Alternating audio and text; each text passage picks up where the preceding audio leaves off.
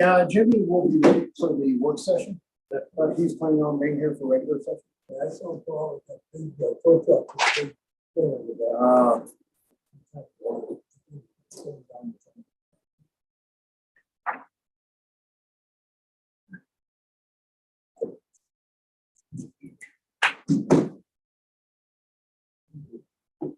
Pretty good. You? Mayor, if you'd like to do the fee and move first, fine, but that's probably fairly short. I'll do it at the end. But I want to leave that up to you. All right, thanks. Jonathan, no rush. Just let me know when. We're live. All right. I would like to welcome everybody to the October 23rd, 2023 work session for the City of Idaho Springs. And we only have a couple things. I'm going to skip ahead to the parking fee in lieu. And I think everybody here realizes that we're probably going to be lucky if we can create parking spaces for 60, 65,000 a piece with the parking structure. And I'm just saying, if we're going to net, 224, we're probably going to be somewhere around 60,000, maybe a little more. So I think one thing that we want to protect the citizens of is making too generous of an offer with parking fee in lieu. So for example, if I have a commercial venture and I'm a parking space short, right now it's $20,000. And it's just for perpetuity. There's no set limit on that time. And I just feel that we would be better off, and it would probably be even more business friendly if we would possibly look at redoing the fees, maybe going with a monthly fee, for example, because we can adjust that with inflation and with maintenance costs of things. It just seems like a much fairer way. And it'd also be a way that we're not giving away parking for less than the cost of creating. It actually is magnified when you get down to residential. It's only $2,500. So that is a mere fraction of what it costs to create it. And I'm not even so sure that that keeps up with me. It's $2,500. Somebody had it for, say, 10 years, just for an example. So it's one thing that I would ask Andy and others to take a look at and come up with some type of a monthly fee. I look at it this way. I'm making numbers up, but if somebody were to lease an apartment, say downtown, for $1,500, I don't know that it would be a deal breaker if it was $15.99 that you secured yourself a parking space. So I'm just saying, I think it doesn't have to be a deal breaker. It doesn't have to be draconian on a business. We can still promote activating residential units downtown, but I'm just cautioning against tying up spaces for less than the cost that we're about ready to incur. Could you sunset the 65,000 when the parking garage is paid off? Well, I think the parking garage, and I'm asking all of us to put our own long-range vision, but I feel that we might be able to pay it off even early. Let's say hypothetically we paid it off in 17 years. That might be an important source of revenue for the city for other things. And because, the life expectancy on a modern parking garage is more like 70 years. And in fact, there's some that have been taken care of in larger cities. I'm thinking like New York, for example, where they're like 90. Right. What I was meaning is that they would pay the same thing that we paid for it. And then after hopefully 17 years, we would readjust for inflation. That's what I'm trying to say. Well, I think that on a lease basis, we would always not relinquish ownership.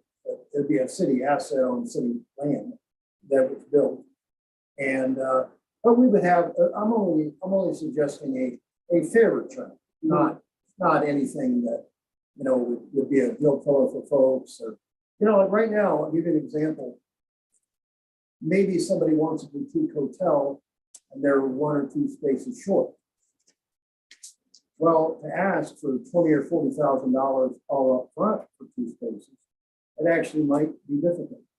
But if we could come up with a monthly fee, I think that probably is more palatable. And I'm just saying, protects the city because we have control over adjusting that. I don't think any of us can sit here and know what inflation will bring 5 years from now, for example. But we can always adjust that. And hey, if there's deflation, you know, something could be, you know, some craziness happens, you can adjust it one way or the other. But the city would always be protected, and we wouldn't have to make it available for far less than the cost. Do we know how much it's gonna cost per parking lot to build? So we break down. Per space? Well, a few years ago, I think we had a pretty good idea. Right now, I don't know for sure, but I'd say 25 to 30,000 a few years ago was a working number. Might be higher than that now. John, the last one that was built over in Summit County was about 64,000 a space. You know, I mean, part of me says, well, things aren't having to be hauled to the other side of the Eisenhower Tunnel. But then on the flip side, I think we have all seen crazy escalation in anything construction related. So I don't necessarily know we could beat that or beat it by a whole lot. Oh, I'm thinking, you know, a few years ago, we thought we could get the structure built for about $8 million. And I mean, if it's 224 spaces that we net, you know, maybe that's 54,000.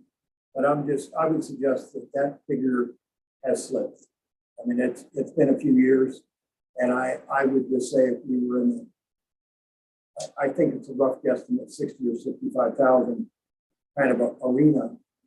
We're probably doing okay, but just for purposes of the fee in lieu, I think that even if we were to get it for the $8 million, again, divided by 224 spaces, and we're maybe at 54, 55,000 space, still the current schedule is far less than the cost of creating. So I just think we can protect the city a lot better. I mean, when you think about it, 15 or 20 spaces that were given out as a fee in lieu, depending on what the usage was, might only bring in maybe $100,000 or $200,000 to the city on average, because again, residential is down at 2,500. When literally it could have cost us more than $1 million to create. So that's why I would ask for council support for us to look at some type of a monthly fee that we can adjust as inflation or deflation would go. And also that there'd be a time limit, not just for perpetuity, but we actually would nail that down and reevaluate it in a few years. I think it's the fairest way to protect this.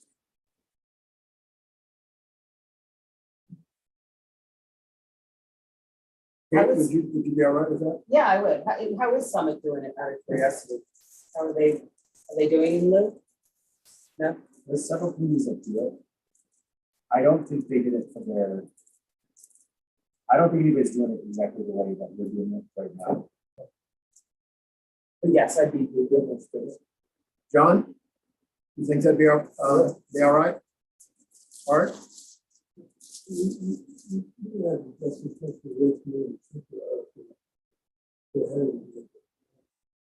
How many months do you live? How many people do you have? I'm sorry, How many months do you know before you get a tax? I don't know. What do you think? We got probably 15, 20 residential possibilities. I don't know that, you know, everybody would take us up on that, don't you? people are gonna get more than you think. Really? I've got two that are coming to planning commission next week, or potentially in the immediate future, doing budget prosecution on the application. But then I know I've got another project that probably needs 12, and I've got other ones. Like anytime there's going to be a change of occupancy in the future, we're going to require this. This is going to be required. So it's probably going to be relatively substantial because everybody's kind of grandfathered into the use right now. So as soon as they have to go to 2018 standards, it's going to be a significant number of spaces. Okay. Well, that was a good question because we may be staring at quite a few. I have a couple of direction questions. I just want to make sure I'm clear on. We're thinking a monthly fee, and that would basically not be in perpetuity. Right. But we wouldn't be dedicating spaces to individuals, correct? It would be with the same system where they're just kind of purchasing general spaces. We wouldn't say this is Joe's space. No, I agree. Okay. And then my other question is, we had tried to incentivize second story development with the parking fee a little bit. That's why those residential fees are a little bit lower. Oh, Do you well, want to maintain some structure like that, or would you want to have like a flat fee for? well, I think if council's all right, it probably, I mean, I understand the spirit of why we have the difference between residential and commercial. But also an important thing in the fees being reviewed, because, for example, every few months, an employee has to re-register as an employee. We know some of these businesses change hands. And, you know, you could have a situation where they need more spaces or less spaces, depending on what the new use of the building is. Bank building, you know, a good example of that. So we might have to see if we had more that we can make available, or perhaps less. But wouldn't that would go through the planning commission, and it would be part of their, it would be a deal breaker if they couldn't acquire the amount of parking spaces that they needed. So that would be the checks and balances automatically on that. Agreed. Yeah, so any new use has to go through those guys anyway. You want to give them up to parking for both individual parking. You want to keep the community parking for the people who are coming in and out. So it's a second floor, one in the second floor. You know, it's a floor in the community. You're not going to private. You just can't. Really less you know, out to the day. They can walk through the field. Choice to walk through this. Jeremy, you all right with that?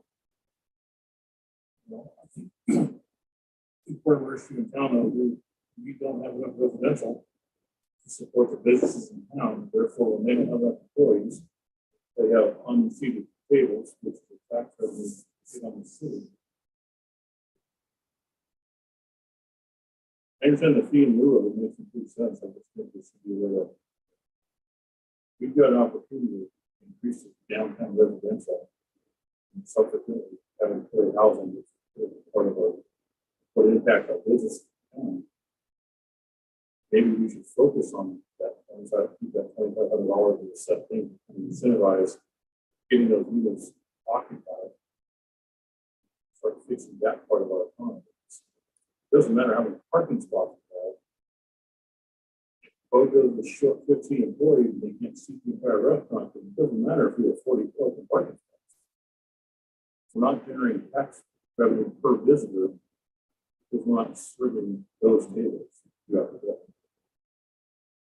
That's kind of what we'll be able to be outside of this. Is for one of our focuses is housing, making that work that helps our businesses, also helps attract business. Why would I come to the business? If I talk to business and we can't even get employees. So are you saying that like adding things like hotels is counterintuitive to what, I No, I mean, think hotels are fine. I think the micro hotel and stuff like that, Port makes sense. Fee in lieu, I'm just saying we've got a bunch of units in downtown Idaho Springs that potentially could house. Sure, probably 20, which would Right. benefit everybody in this room, whether you're looking for city employees, you're trying to hire a police officers and want to look closer, not have you. All of this affects our daily operation. I think we get really tied into the revenue per parking spot concept, which makes sense. And kind of lose some of our focus on how do we fix some of the issues, which is a housing issue. Good thing, community, but we especially, because we have the largest downtown business district. All we have the highest need for additional employee housing because of the shooting of the And Jeremy, I agree with you, and I'm saying I think that in keeping with the spirit of the current plan, we do have a 20,000 on a commercial and as low as 2,500 for residential. And we could still do a monthly, but just on a sliding scale like that to incentivize the residential. Jonathan, I think you were actually the one that came up with possibility of 20. We started this idea, and then Jared kind of ran with it. This is one of his last projects we worked on. But when we talked about this idea originally, there's another way to put skin in the gap. And that is that affordable housing, city council has the authority to say, for instance, a real affordable housing project might not need to meet the same parking requirements. And people could ask for a lesser price for a real affordable housing project or a workforce housing project, whatever it is. There's also some things in the ordinance. I think that when it was created, worked and also just have proved logically difficult, like as we've gone through the first couple applications. One is that it has to be approved by planning commission. And this essentially takes away a property owner's right to a variance from parking requirements, which is like a normal city process can do. And so that isn't spelled out as clearly as it could be. We could separate out affordable housing and make it different at a different time, a different policy, and make this like a commercial program or commercial development, commercial occupancy, and then we could deal with affordable housing separately, potentially. And I think that's well within your authority. So that's what happened at Riverbend Residences, for instance. We gave them a parking reduction. That might be a way to do both. We've also looked at one thing we could do to go more creative too is we could expand upon and build our residential permit program out a little bit better than it is right now. Right now, we just have this blanket resident permit. It could be refined a little bit, and we could look at how, for instance, if I have an apartment downtown, but I can get a residential permit, that might solve some of the same problems anyway, where you're given, but it might create some too. But I guess what I'm trying to say is there may be other ways that we could handle some of these issues and then leave the parking fee and move for commercial or something. I'm gonna put my planning hat on, because I'm a different person when I'm in planning. Jerry brought up a really good point, and I can't speak to anything that's coming up because I'm not privy to those, those projects. But it seems like if it is like kind of a room for rent situation, and we're giving them a parking spot that either could be for an employee, low-income housing, whatever else, or just a tourist, then we're kind of like kicking ourselves in the butt because we're sending another person into the town and we might not have enough employees to service that. If I was on planning commission and there was a boutique hotel going in and they had no parking whatsoever, I would say no. That was always emphatically how I rolled on planning commission. You didn't have the parking. I went through this. Why we do the STRs with you have to live on site and you have to have office parking. So I guess I'm like, maybe I'm going back and thinking in lieu for residents, absolutely. If you're a resident of Idaho Springs, I would be really supportive of that. But I think it depends on the business check for me. Like, I don't know that a boutique housing, a hotel rather, would be the one where I would give the new part. You know? Scott? Yeah, I need to wrap my head in probably even the state.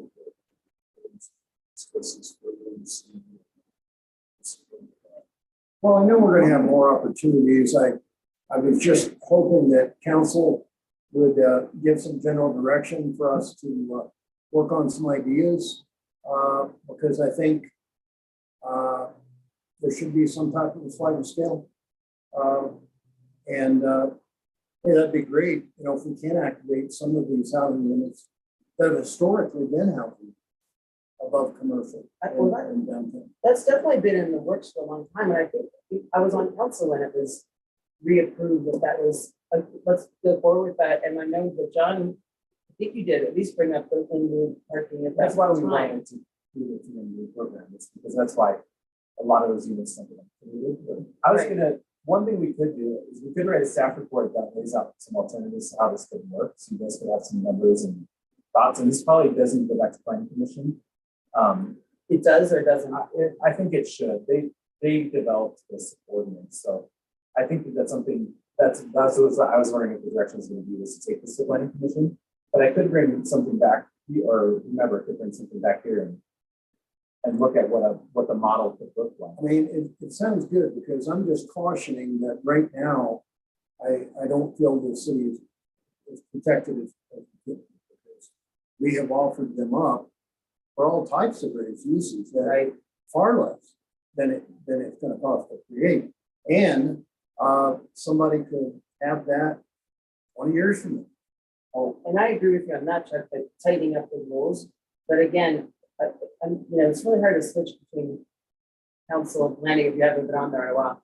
But again, I mean, I don't know where planning is coming from, because if they are moving forward these boutique hotels in somewhat commercial residential areas, I mean, they're kind of setting themselves up for failure, because they would have to double back on their own rules to allow this. There is another thing that happened with the PUD ordinance that wasn't anticipated. I wouldn't call it a loophole, but if you want to pay the PUD, instead of using space you have available for parking, because that would need to be improved and paved, if you just don't want to have your property used for parking, you can just say you don't want to. And that may not be something you really want. yeah. Because it should be for, like, in the instance of a hotel, maybe they can provide 8 out of 9 spaces. That was kind of the intention, but what it really says is that if you just don't want to do it, you just have to pay. Thank you for bringing that forward. That's one of the changes. If they do have the space to add spaces as part of the redevelopment, but they have to make every attempt to do I every agree. reasonable attempt to still take the spaces prior to making an application. Excellent. How many roughly passes are you talking about?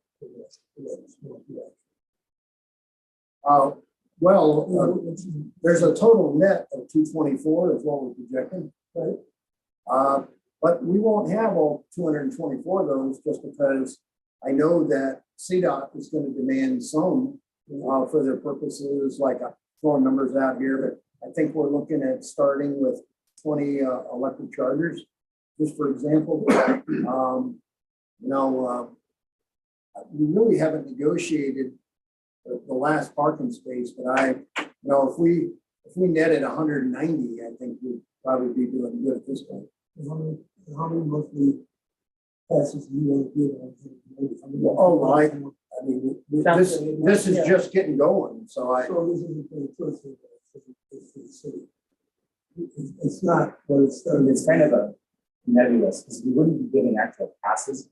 What we'd be saying is that they're paying a monthly fee, and that the fee is basically covering their total requirement in code. That's the other thing we could do is look at code requirements for these occupancies and whether or not we could change how many parking spaces required for different occupancies, because some of them may not. But it's the same thing. Yeah. It doesn't work out. You still need the same amount of parking. Same thing I've said with the 4-bedroom Airbnb. Yep. The most likely thing is they're gonna have 4 cars, if there's 4 different couples rolling up. So you need 4 parking spots, 1 per bedroom. So that's the same code that we have in planning commission right now. have we had any kind of a thorough survey on parking versus how many seats are restaurant seat, how many residential units we have downtown, how many people have living downtown? Residential units are a little tricky because we get into, we're not trying to evict anybody. We're trying to be careful and walk up in line there. But at the same time, we know we have approximately 2,800 restaurant seats, and that's actually probably gone down somewhat. And we have about 500 parking spaces. We're adding 224, but we're not keeping all of those 500. Well, the net is like 280-ish, but there may also be opportunities to add surface level parking as part of this project, just depending on the design, and that's something we want to do, is that as much as possible. Are you talking we're going to end up with 500 after the 224? No, we have like 496. So But where are we going to end up? we'll probably end up in like this. I've been saying 630 because that's what I built my models on for the financial stuff. So But I'm we just may need saying, more. one, some type of survey or that type of thing, how many people are in the restaurants at a time. We think 2.4 people per car is going to see that data. And then we've had pretty good occupancy downtown. We have like 2.4 tons a day typically in most of the year now. We're in slow season right now a little bit, but even So you, yeah. I can by model that, you can model these new parking spaces into that model. we started that path, but then planning commission wanted to handle it slightly differently, but we could build a model that works this way that shows kind of like how this affects the general funding structure. And this money all goes into the parking fund right now, the enterprise fund. So it can be used for the debt service currently. But this is one of the questions we had, and I don't think we had fully, I don't think that this idea of monthly parking had been investigated to see how it worked. We had talked about that potentially for other kinds of programs that could have monthly parking, but not specifically for like just So you look at other models. yeah. But like Jeremy's saying, I agree, it's where you need. Yeah. We're space restricted, probably more than most. This would get, we have one business that's going to start potentially, that is at keyboards. I'm just going to speak vaguely here, but it could potentially have a larger amount of people it serves or a smaller amount of people it serves. And they're really working hard to find a balance that's good for the community. That's what they're really trying to do. And one of the things they've asked us is like, we have a fire code for a building, but what if we said that we don't want to meet that? What if we set our occupancy based on the parking instead of the other way around? Would that mean that I don't have to pay the fee and move for those spaces? So right now I said, yes, kind of, as long as your occupancy is tied to the parking and you have a parking need, you'd be fine. But if I had the monthly program, what I could do if I was a business like that, and it would kind of work here because we don't have night business usually, is I could say in June, July, and August, I anticipate having my full fire code of the building, whatever it is, if it's going to be more of a larger event. I can say, I'm going to pay the monthly fee for that parking here, and then I might turn it off in the fall. So you're paying when you use it. So that's the other thing that could happen. I don't know if that's good or bad, but like a hotel. Thoughts on that, Jeremy? Yeah. It's, well, it's complicated, because your fire code occupancy changes by event and seating style and everything, so. But generally, you could be changing the parking requirement by hour by week. Which would be Right? So, if you're looking at 7 person. 7 person, to 11, if I can see that. That is probably labor intensive for me. And then normally from a fire code perspective, you want to set a maximum occupancy for that on approval. That stays and probably go back to the planning process again, so it's a about shot on the seed. And just stay forward. Or could you set that in the lower, like around like 12 people sometimes?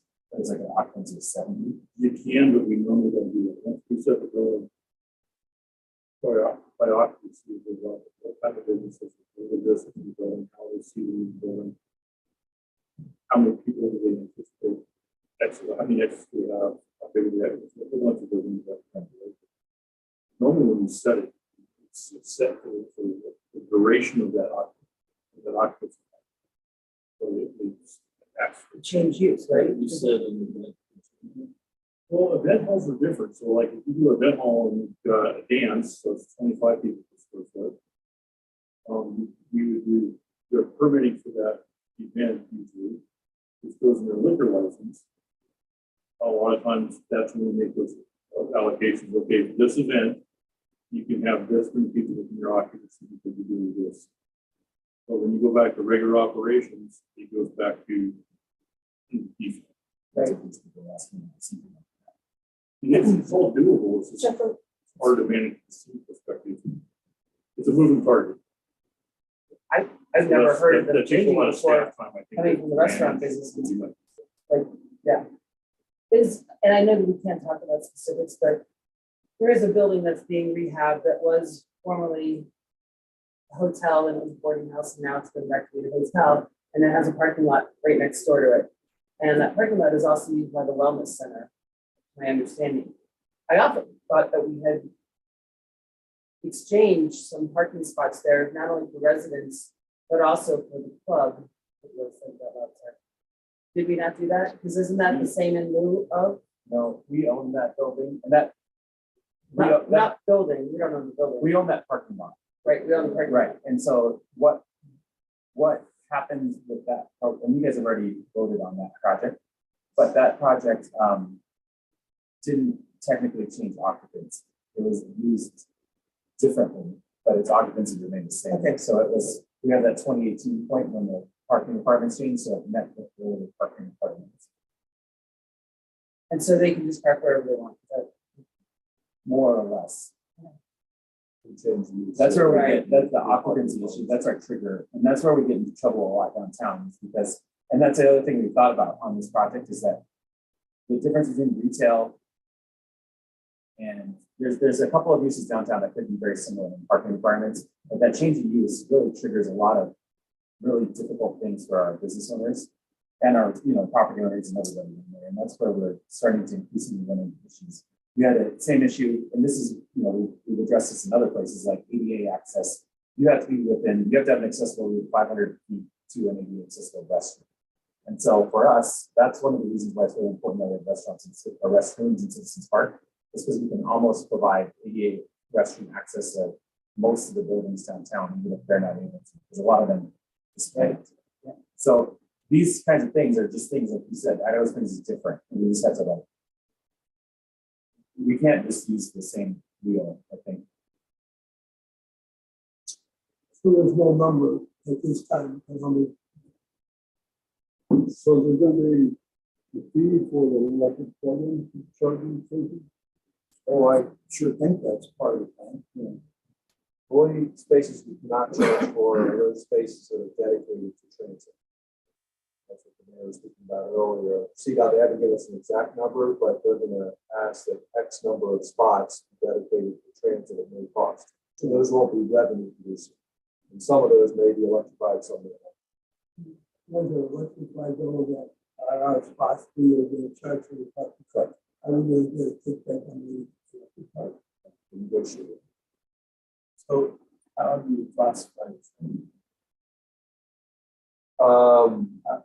First come, first serve? Yeah, I'm not quite sure how it's all gonna Idaho, work. what they do is they have multiple zones. We have zones too, we just don't see them. So like 6504 is if you're going downtown or that. 6503 is if you're gonna ride the bus or the train down to Denver. So it probably would look something like that, but we have to Yes, figure they that out. bring your car. Greg Scott's asking. How does that enforce? The code is 6504, so you have to register it away, and then the parking attendant can see which code you use. So the idea behind that, you park the car, you take the transit system, right? Yeah, and then you could say, I'm going to be gone for 3 days or whatever it is. But policing that could be another issue. I don't know quite how that works. Our ambassadors can do that now.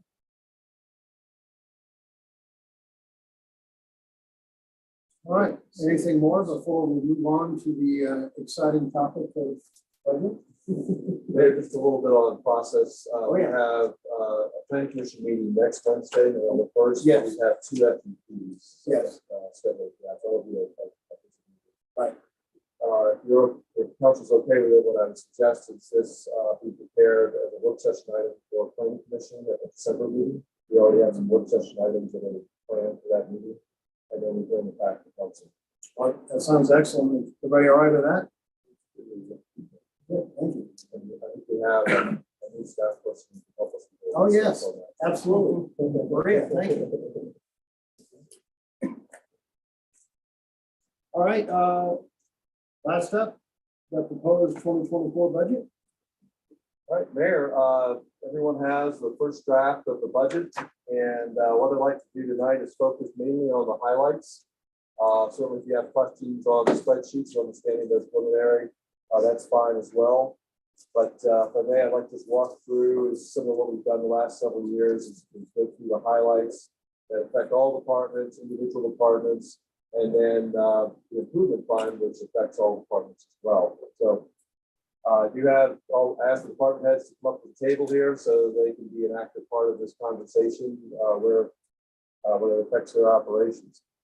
So as far as all departments, I'd like council to consider a 6% wage and salary increase for 2023.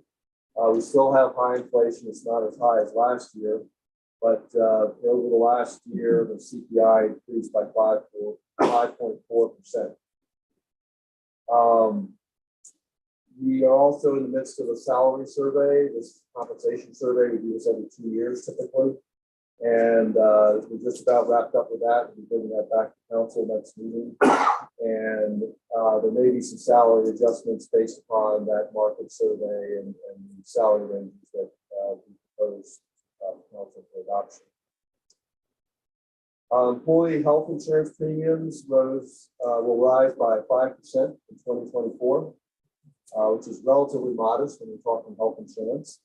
There will be no increase for vision, dental, or life.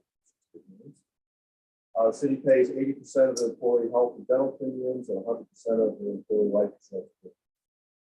We do not share any of the costs on vision insurance. This fall, council approved a revised employee retirement program by joining the Colorado Retirement Association. The city's current retirement program matches employee voluntary contributions except for sworn police officers, up to 5% of the employee's base salary. The new program beginning in 2024 will require, won't be voluntary, require all employees, again, except for sworn police officers who have a separate pension program, to contribute 3% of their base salary. That means that every employee will be required to contribute 3%, will be matched by the city. And then it will be matched up to 10% based on voluntary contributions. So again, that's not required of employees. They don't have to do that, but that's to provide some incentive over years of service that someone who's saving up for retirement, they could be matched up to 10% after they serve a certain number of years of service.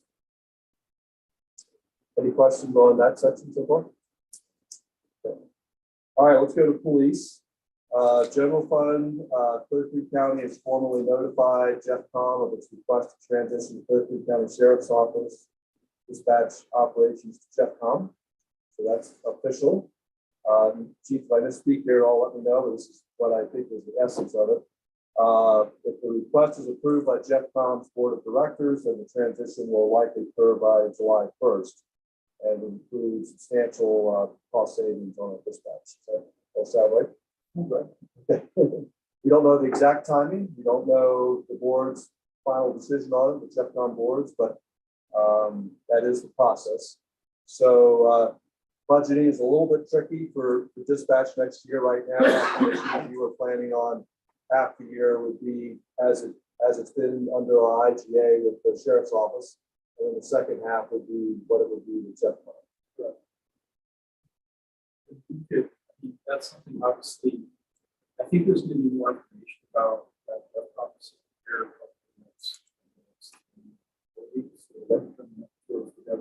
Of the budget, but we'll have, I think it'll be more solid ground as far as if we go. That's the way it's going. Other significant items in PD are an in-vehicle camera system at $35,000 a year. The chief made a presentation about the pros and cons of going with an outright purchase of these, one-time purchase, and then versus leasing. And I think the recommendation from the chief was that we lease at $35,000 a year, and then that includes everything, right? So they provide the equipment, they provide the maintenance, the upkeep, and Right. It becomes the bigger cost, it's just the story. But the story you actually do that over time. So that's why it feels like it's a pricing thing. But it also, it automatically downloads the system. It's all cloud-based. And it ties into our body cameras. So you turn on your lights, on the body camera. So while you're playing, it automatically turns on the cameras for everybody, but really the sheriff's department. will there be any staff time savings with this system, do you think? Because I know your admin staff, this has been a big lift for them, is to review the body cam and requests that come in and that sort of thing. Sure. I wouldn't anticipate there could be necessarily a savings. One of the things the city is we paid for the last year or two is a software that allows us to actually adapt this at a great time. Because now we have no video to potentially adapt. Right. get this plus, so it could be a little bit of an impact on staff time. Having to do that. So I don't necessarily see a saving, but I also feel like we have a very nice software system that allows us to. Even though we're increasing the amount of video, there's now a tool that will help staff in processing. The last item, and Chief, there's some other items in the capital which we'll get to later, the improvement fund, but 5 handguns with the red dot system at $6,000. Right. It's actually The next item under public safety / police is fire. Based on a presentation by the Clear Creek Fire Authority, City Council provided direction to increase the city's contribution to $278,000 next year to fund full-time staff in the Idaho Springs. Still good with that? That's the proceed on that. Police pension fund. This is separate from FPPA, the Fire and Police Pension Association, which all the sworn police officers are members of. This was a pension fund that was set up for by the city for the officers, and there's only one officer in it, and that officer is passed. That inactive. Anything more on police, Chief? Anything you want to say? All right, administration. One important project to me and to the city. It's been a project that we made a few attempts at. I've made a few attempts at. Really need to get done is updating our personnel handbook. And I think the time has come. We need some outside help on this. So I'd like to get it professionally done with a consultant, and I'm estimating about $10,000. But I think it hasn't had a full revision, a full update in quite a few years. So I think the time has come to make that happen. Another project now, you may have noticed in my report, we have hired a planner. He's a city resident, and he works in another county, and he'll be starting with us right after Thanksgiving. And Mayor John and I will be meeting with them end of this week just to feel welcome. Yeah, we'll send him off right. Send him off right. So. And we'll be here in Idaho Springs, commuting to another county for years. Got it. So we'd like to begin the comprehensive plan update. This would be a good project for our new planner to sink his teeth in. Our last update of our big update of our comp plan was back in 2017, I believe. And this is also a project that we can get Maria to assist the planner with as well. One of the other priorities for admin is increasing community outreach, communication, and engagement. This is an ongoing process. This involves everything from how we push out communications to the community, updating our website. So that's we want to budget $20,000 for that, trying to make it as robust as it can be. Community promotion, and John says I know you're on vacation, so this is a summary of what you provided me. So feel free to chime in here when I'm done.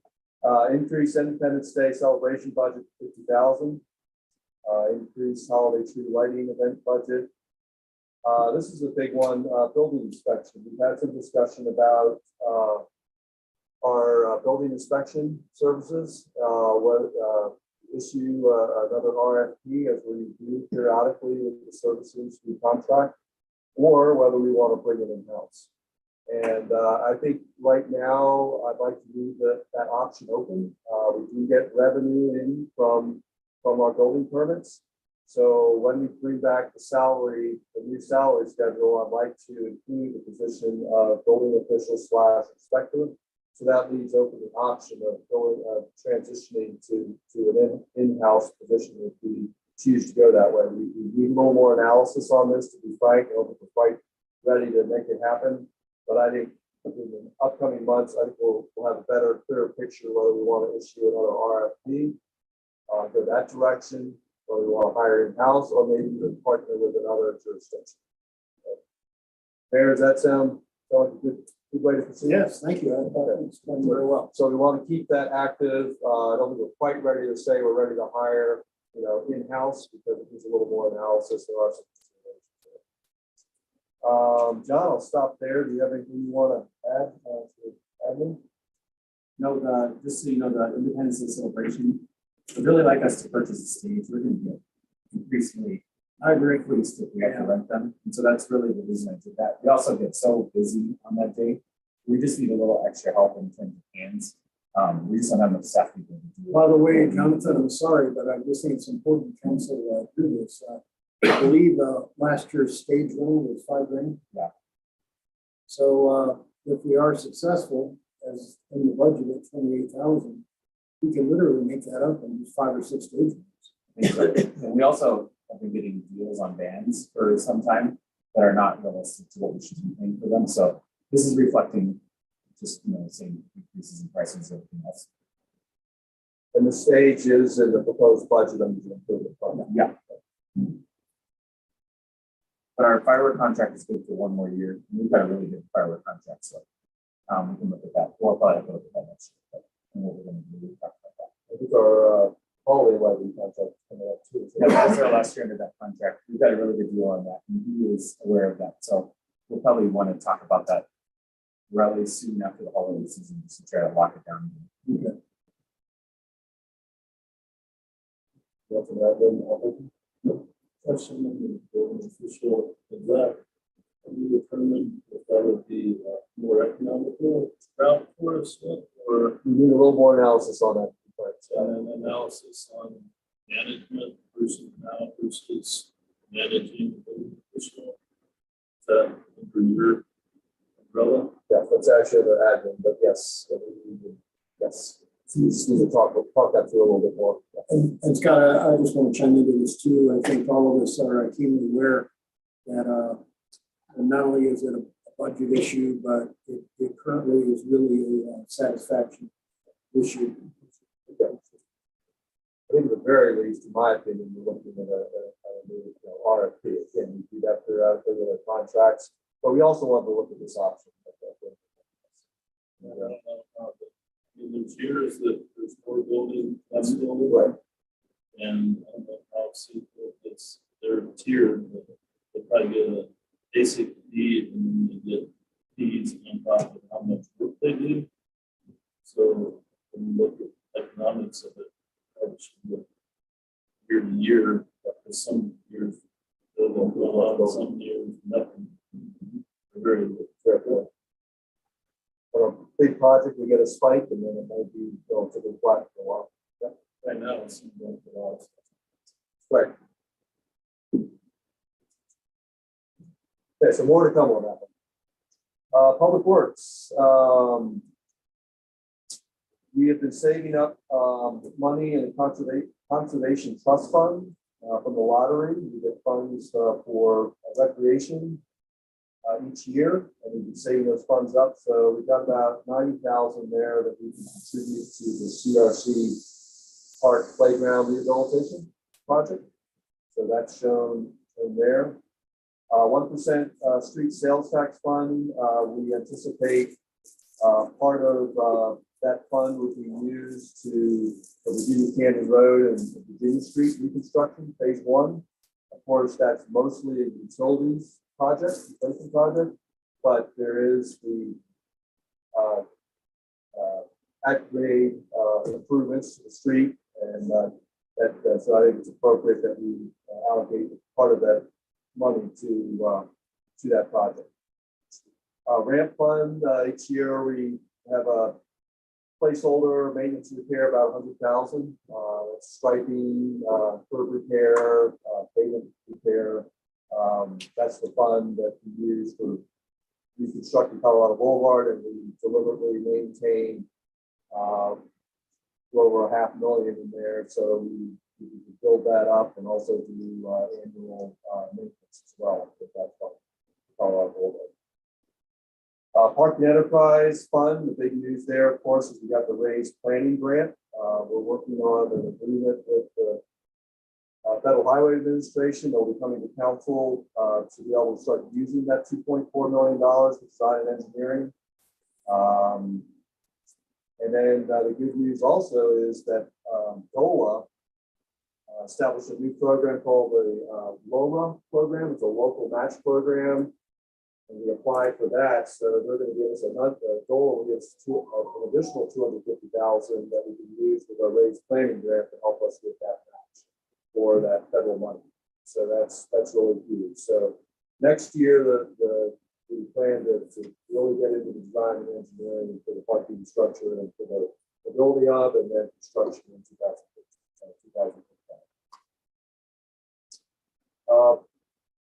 Paul, any thoughts on public works? You want to add? Anything you want to add on public works? I did not have anything that's, I wasn't getting too crazy with this, in my budget request. It was more of a status quo type thing.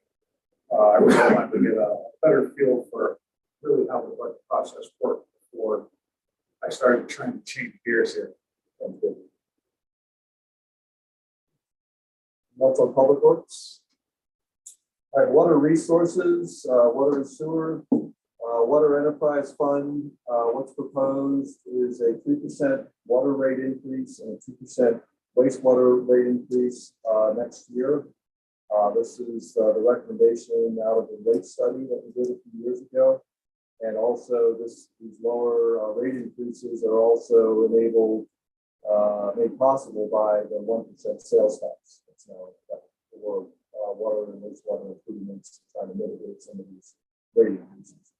So this will be coming to council in the form of an ordinance to increase rates the first meeting in January. So it's both a budget matter and then also a formal action by council by ordinance in the new year. This is how we can then budget based on these rates that we anticipate. We have a number of big projects in water resources. The Maddie Dam reconstruction project. We're talking about increasing costs. We thought this project initially might be about $650,000. We're now up to about $800,000. Staff are applying for Colorado Water Conservation Board grant in the amount of $440,000. The CWCB is a program that we haven't applied to in a while. The city does have a few smaller loans from way back from the CWCB. CWCB, they mainly focus on raw water projects. These are projects, untreated water projects before it hits the water treatment plant, the drinking water. So we've already met with them. We submitted our preliminary application and our main application. And then it's our recommendation that we just talked about this, came up with this idea, thanks to JVA, is because of this increase in cost that we also consider a tier 1 grant from DOLA. This would be a $200,000. We have another cycle for DOLA energy impact grants. We've been very successful with those. The state's been very good to the city on these grants. And this time around, what we're thinking is let's go after a $200,000 grant this next cycle this fall to help fund this project along with the CWCB. So this, if we're successful with these two grants, it would pay the majority of this project. So again, that'll be coming back to council for approval. I think the application period opens November 1st to December 1st. So the thing about the $200,000 maximum is that you don't have to go to a hearing somewhere in the state. Tomorrow, the mayor, John, and I, and Maria are going up to Avon regarding our application for a $1 million grant for Virginia Street utilities. So we're hoping to get that, and we'll know hopefully by the time before the budget's finalized whether we can do that or not. Right now we are, so we're hopeful.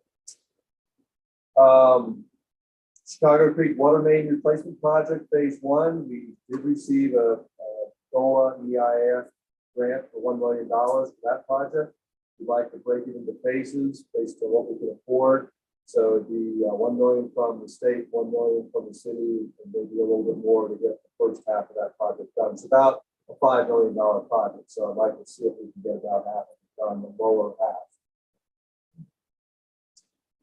Virginia, next page, Virginia Canyon Road and Virginia Street Utilities Replacement Project. We're again doing this in a couple phases. proposing to do it in a couple phases. The first phase would be about a $4 to $5 million project. We're hoping to get the Virginia Street grant, $1 million. We already got a $700,000 grant for Virginia Canyon. So what we'd like to do is combine those, part of those two streets into one project for phase one. It's a little bit different way of doing it, but we have this grant from last year that we received from DOLA for Virginia Canyon. We really need to get going on that project because DOLA wants, they're happy to award the money, but they also want to see these projects executed.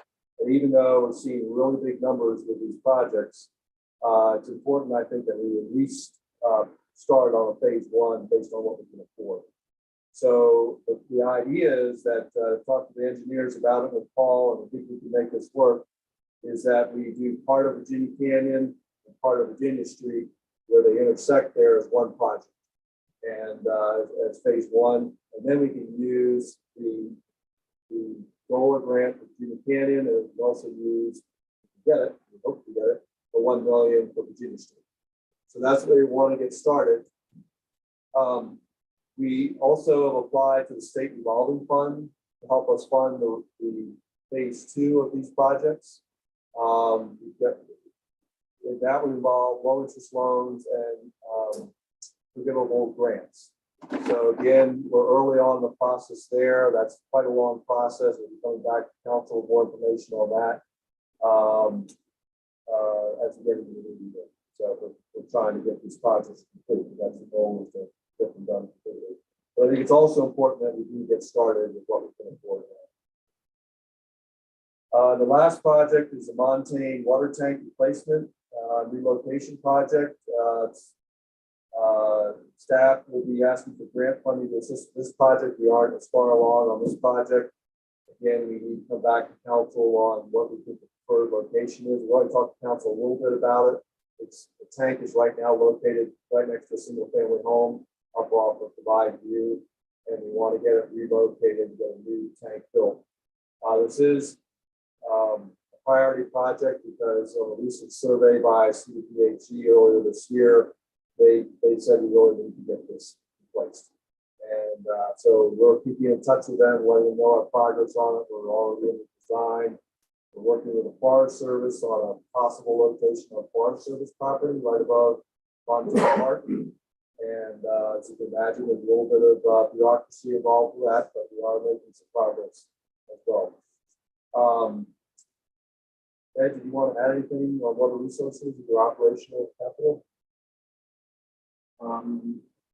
You're doing a great job, Andy.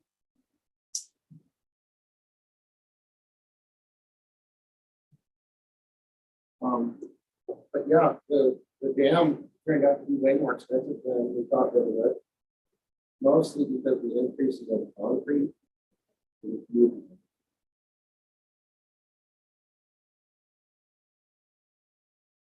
We're going to need that.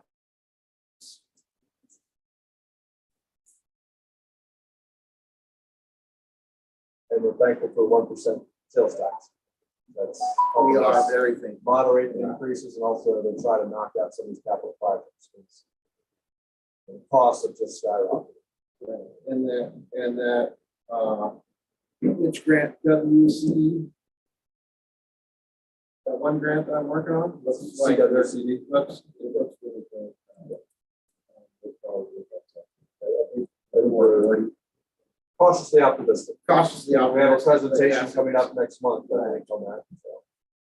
But from everyone that I've talked to, they seem to be really receptive and want to help us out. It's a pre-application phase that we've already got, and we got favorable feedback on that. Engineers. So you say on all these projects? We do, on most of them, we do have engineers estimates. Right. That's right. I'm expecting to increase cost in energy and chemical testing. pretty much anything that needs to be delivered to us. I've been asking about what rate increases to do for next year, but no one seems to feel anything solid as of yet. There were like a couple of small things, like rocks or speeding up a little bit. But no, there's no stuff like that. Hopefully, none of these guys came to the night in the middle of the year.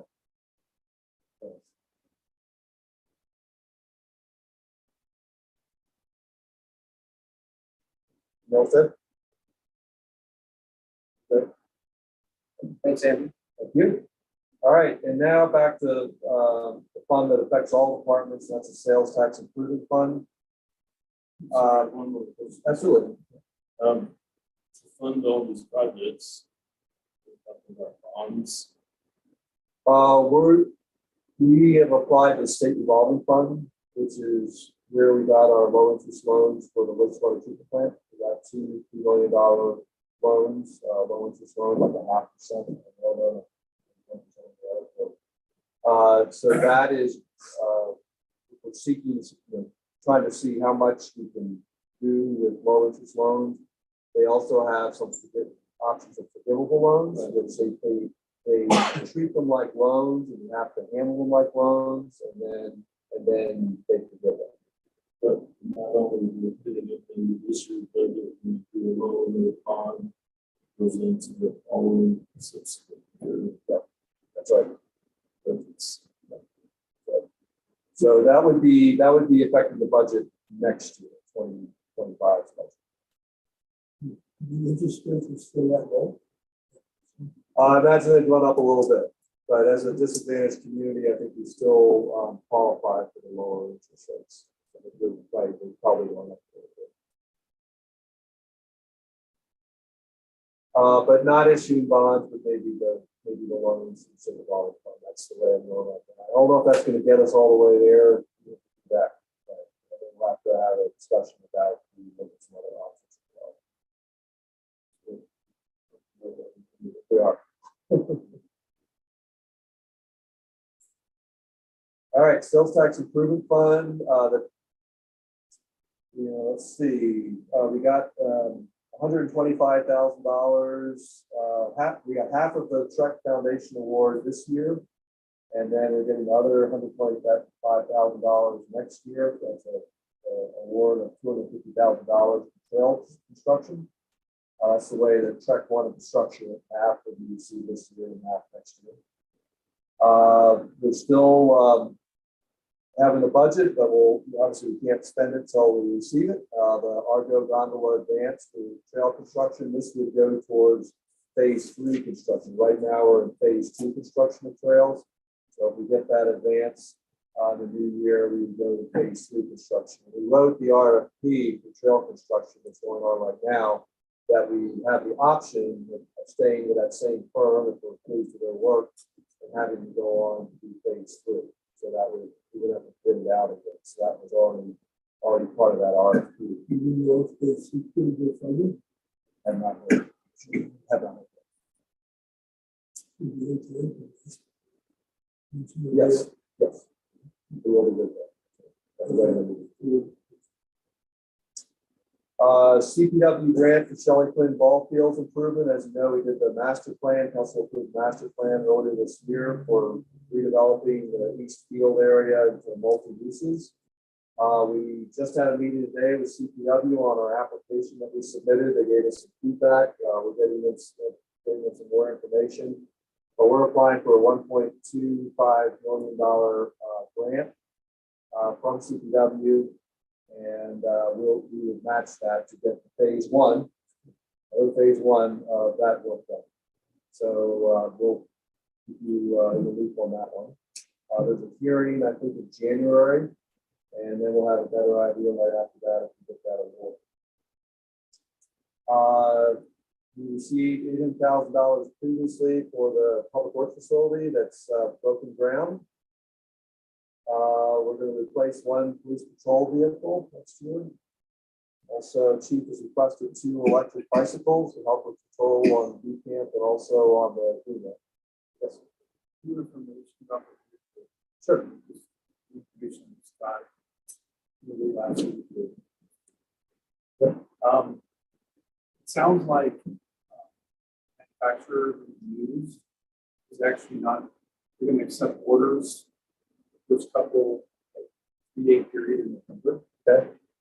And they're not actually going to build anything before to put it as a 2023 model. They're just going to catch up with 2023 models. So where I'm going with this is that we're not going to see the vehicles. So it's something we can talk about as to how we want to handle that. But I would recommend that what likely we can do for the two mitigating the sell these, but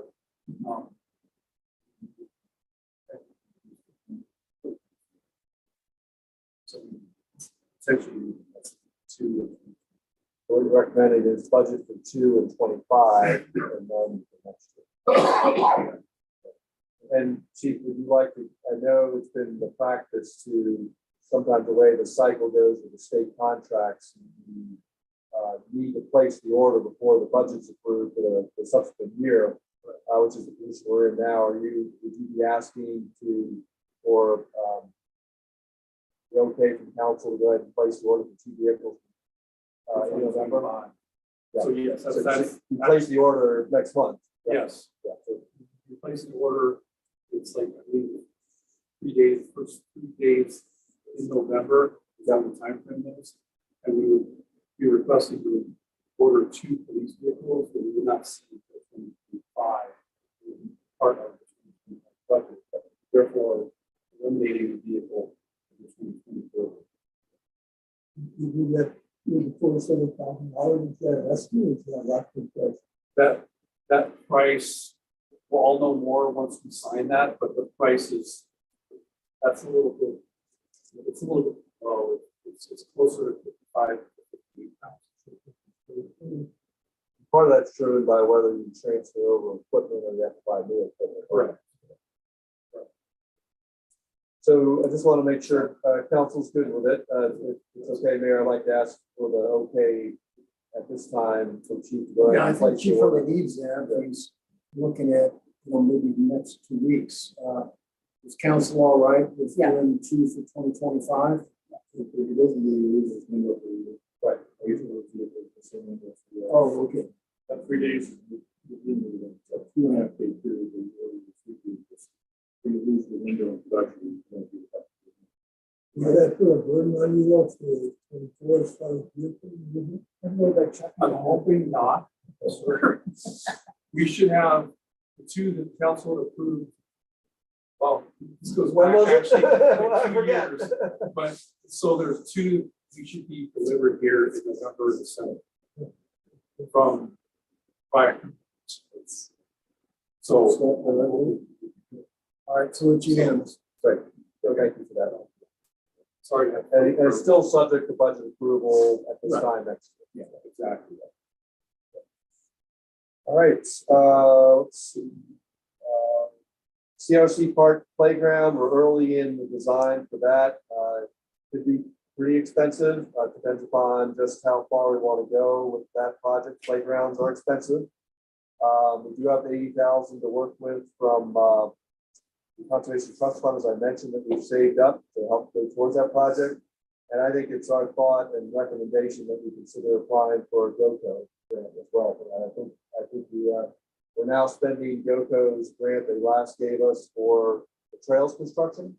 And again, that's part of what they factor in is, are you using the money we already gave you? And now we'll have most of that money expended under the grant by the end of this year or early next year.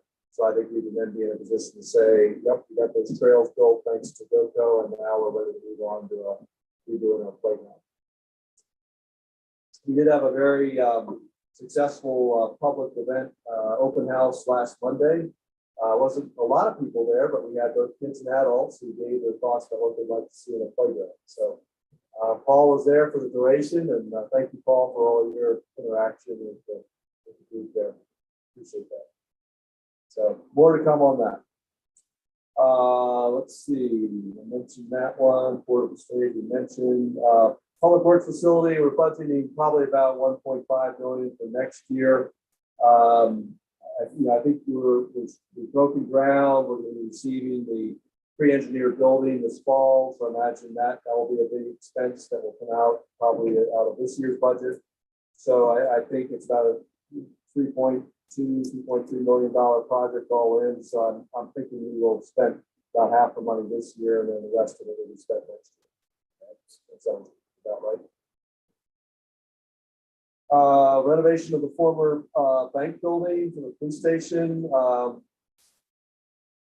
I think this would be a strong DOLA EIF grant application for this type of project.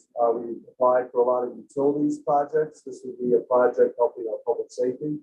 And I talked with Chief and the mayor about applying maybe in the spring cycle to help us with the expense of renovating that building. Obviously, right now we're working with an architect, as you know, and looking at different options, looking at the needs, now getting into the programming and the planning. And I think we can, we want this to be a facility that will serve us well into the future. So we want to try to think big. We want to try to get it everything included that we think will provide us for the future. Obviously, if we don't get a grant, we have to do it just on city resources. We have to reevaluate that. But I want to make a strong push for a grant this spring. So again, we'll be providing more information about what's ending up with the design and the costs. We'll be coming back to council on that. Chief, is there anything you want to add on that? Again, I know some of these numbers sound really big. They're a little bit intimidating with cost nowadays. Piece of good news, I guess. I know it seemed like a lot of money when council approved it, but we finally are under contract to rehabilitate the exterior of this building and the windows, and that's been on the design. Has been designed for a long time. But that contract has already been awarded, but the work won't start until next year. So that's a $397,000 project that will start late next spring, early summer. I'd also still want to get some improvements done inside here next year. That would, not the bathrooms. The bathrooms are already under contract. We hope those will be starting here soon. But this would include some renovations in the council chambers here, moving the dais out a little bit to give more room, new carpeting, putting a doorway into our offices over here, rearranging the area in the front here just a little bit. Again, we're in the early conceptual design on that. We'll come back to council with some thoughts and ideas about what we have in mind there. And maybe some renovations downstairs as well. Train shelter, we really want to get that project under design and done next year because the coach is being restored up at Silver Plume and will be coming back in the near future, and we really need to have it on the shelter after it's restored. So it'd be a shelter that looks like a train station with a platform, and excited to get that done next year. And the last project is, at least on this list, is the powder house restoration. You need to make some decisions on that. We'll talk to council about it another time, but whether we restore it on site, whether we try to relocate it. It's not a large building. Don't know the feasibility of that, the cost of that, but there was an assessment done by the Haynes a number of years ago on that building, and now it's time to either get it restored, either in place or in new location. So those are the highlights, and then just open it up if there are any questions or anybody wants to add anything.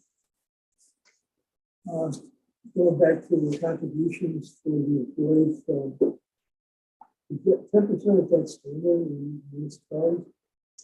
It varies. It varies.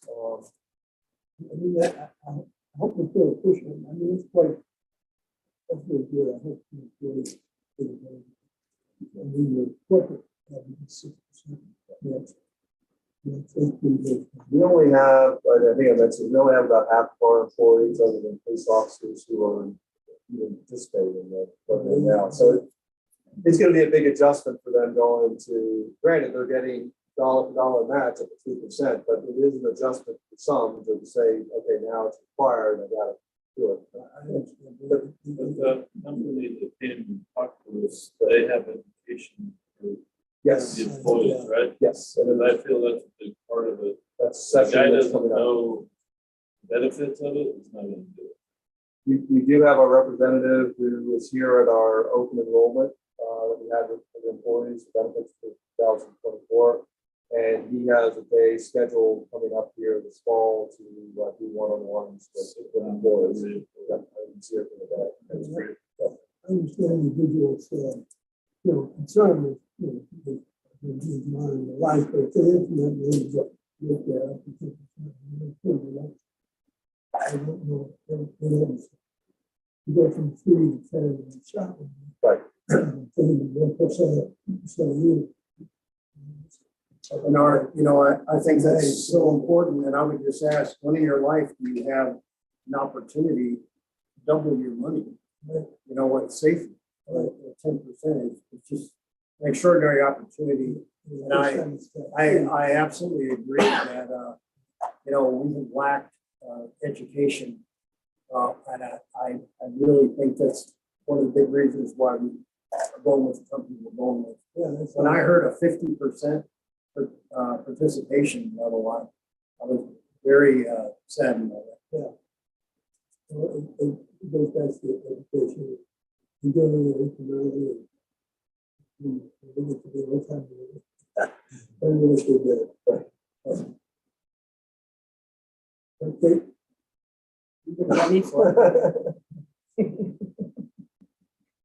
All right, anything further? So we'll bring another draft of the budget back to council on the 13th work session. So there'll be numbers that will be refined based upon the latest financials. We're always trying to make sure we kind of go with the latest numbers. So there'll be one more time for discussion and review. And then, as you know, we adopt the budget at the first regular meeting in December. You're good at it, you staff. Other than the building official, that it's open for discussion. Oh, okay.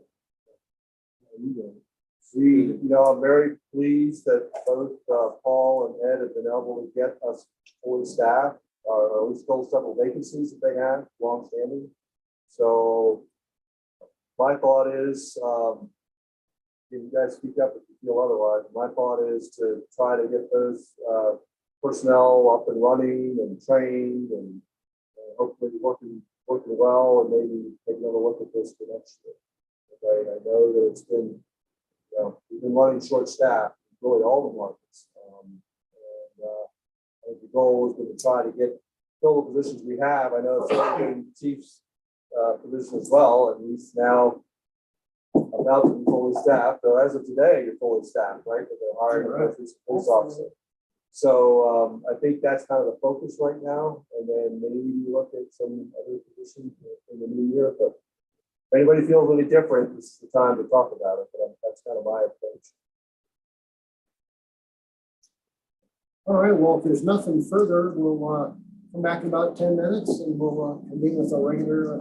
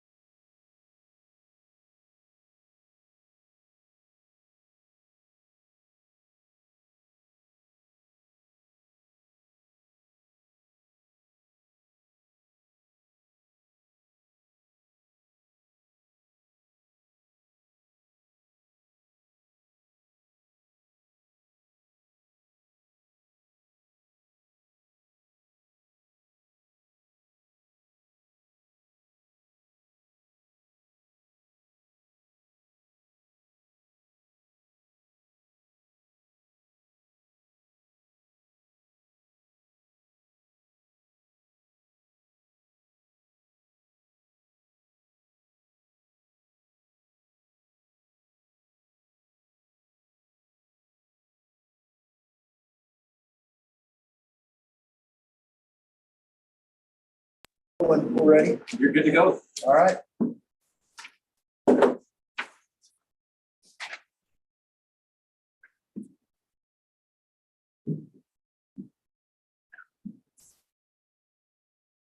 Yeah, I would like to welcome everybody to October 23rd, 2023, City of Idaho Springs regular session.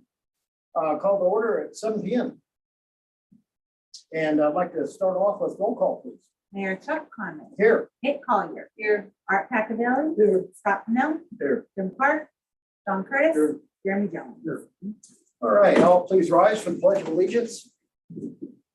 I pledge allegiance to the flag of the United States of America and to the republic for which it stands, one nation, under God, indivisible, with liberty and justice for all. Please be seated. We have an agenda before us tonight. Do I have a motion? Make a motion to move to approve the agenda for October 23rd, 2023. Thank you, Jeremy. Do I have a second? Second from Art. And any discussion of the agenda?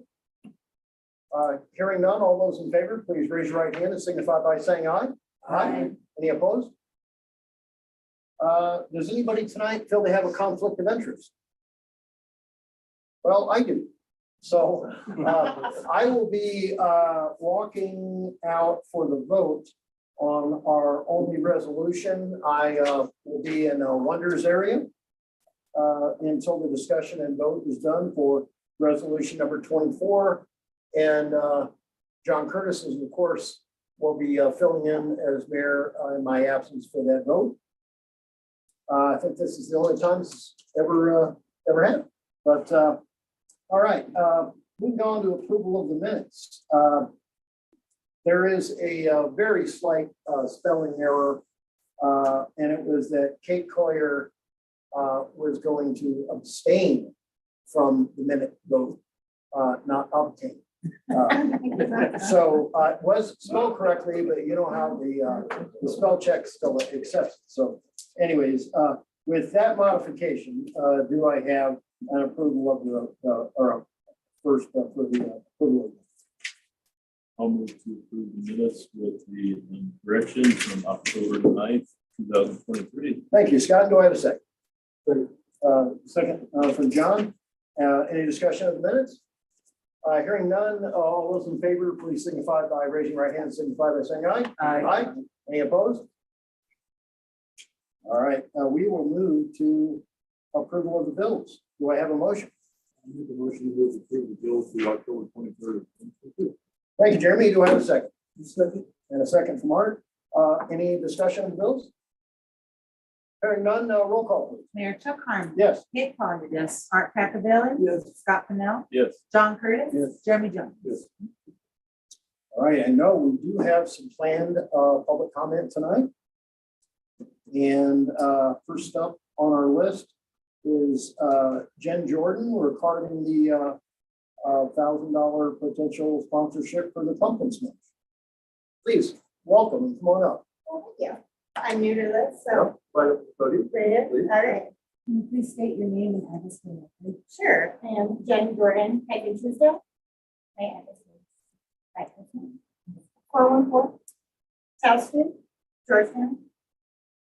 Thank you. Thank you. 3 minutes? I don't think I need 3 minutes. Can I have it? Sure. Mary Jane can have the extra 2 minutes. I am not take that. I am the events assistant to Samantha Reese, who is the director of events for CCMRD.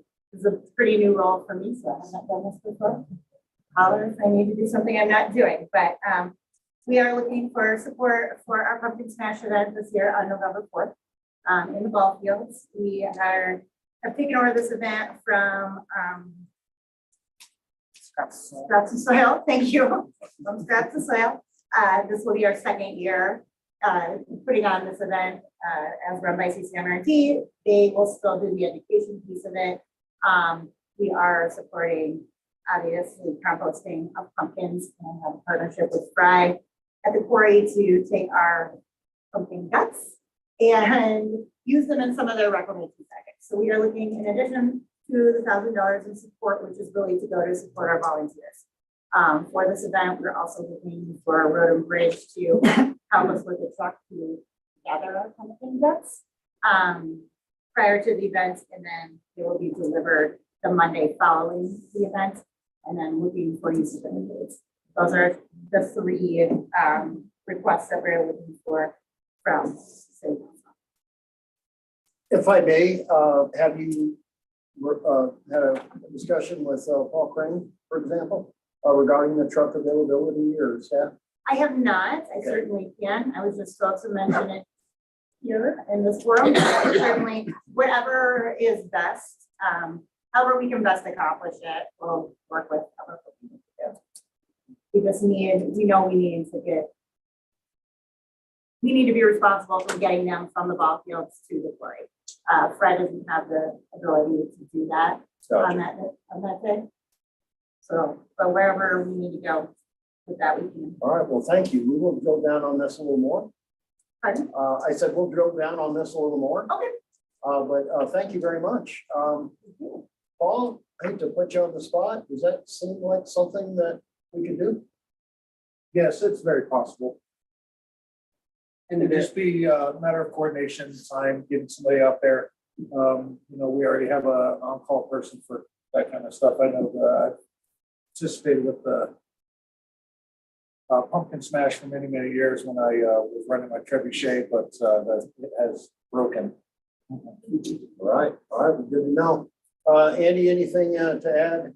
No, the only thing I might add is this is a contribution the council's made the last several years. Yes. And if, so it's something that we don't specifically have in the budget. We have our community promotion budget. So if it's something council wanted to give direction now, that's fine, and we can bring it back in a work session. Yeah, I would like to make a motion that we grant this $1,000 sponsorship as we have in years past for the pumpkin smash.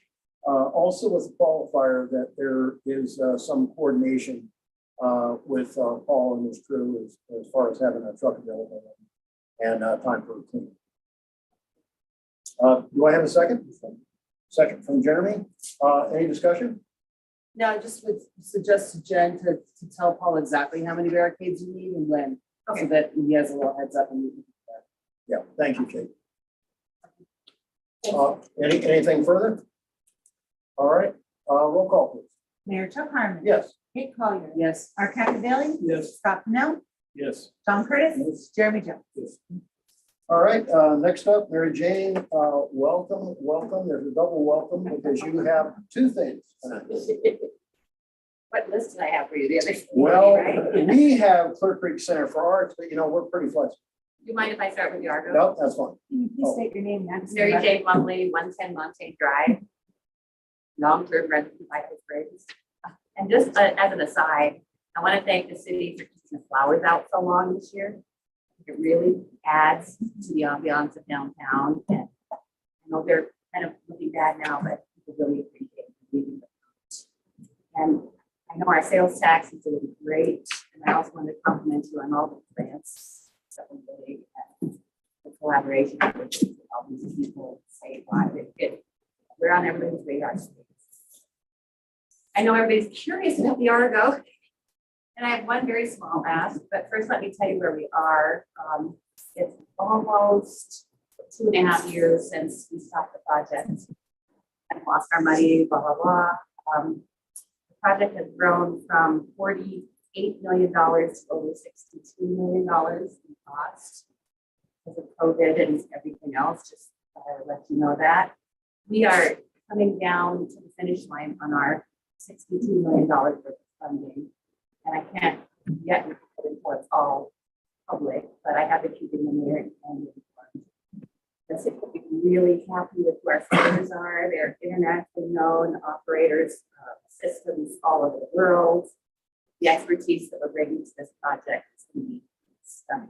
And we have switched manufacturers from White Napalm to Doppelmayr as they seem to be the front of the industry. Plus, they're doing a lot of other things for the project. Literally, as I said, we've been buying back everything that we lost. We won our lawsuit, as you probably all know, for $8.7 million. However, that's a civil suit that you can only collect if they have money. So far, we've received $37,000. So we think it's a pretty big miracle that we're actually looking to one last little hurdle. We are getting a loan from the SDA, which is federal money. SHPO has required what they call a Section 106 review, which we were hoping to avoid. This is my ask of you guys.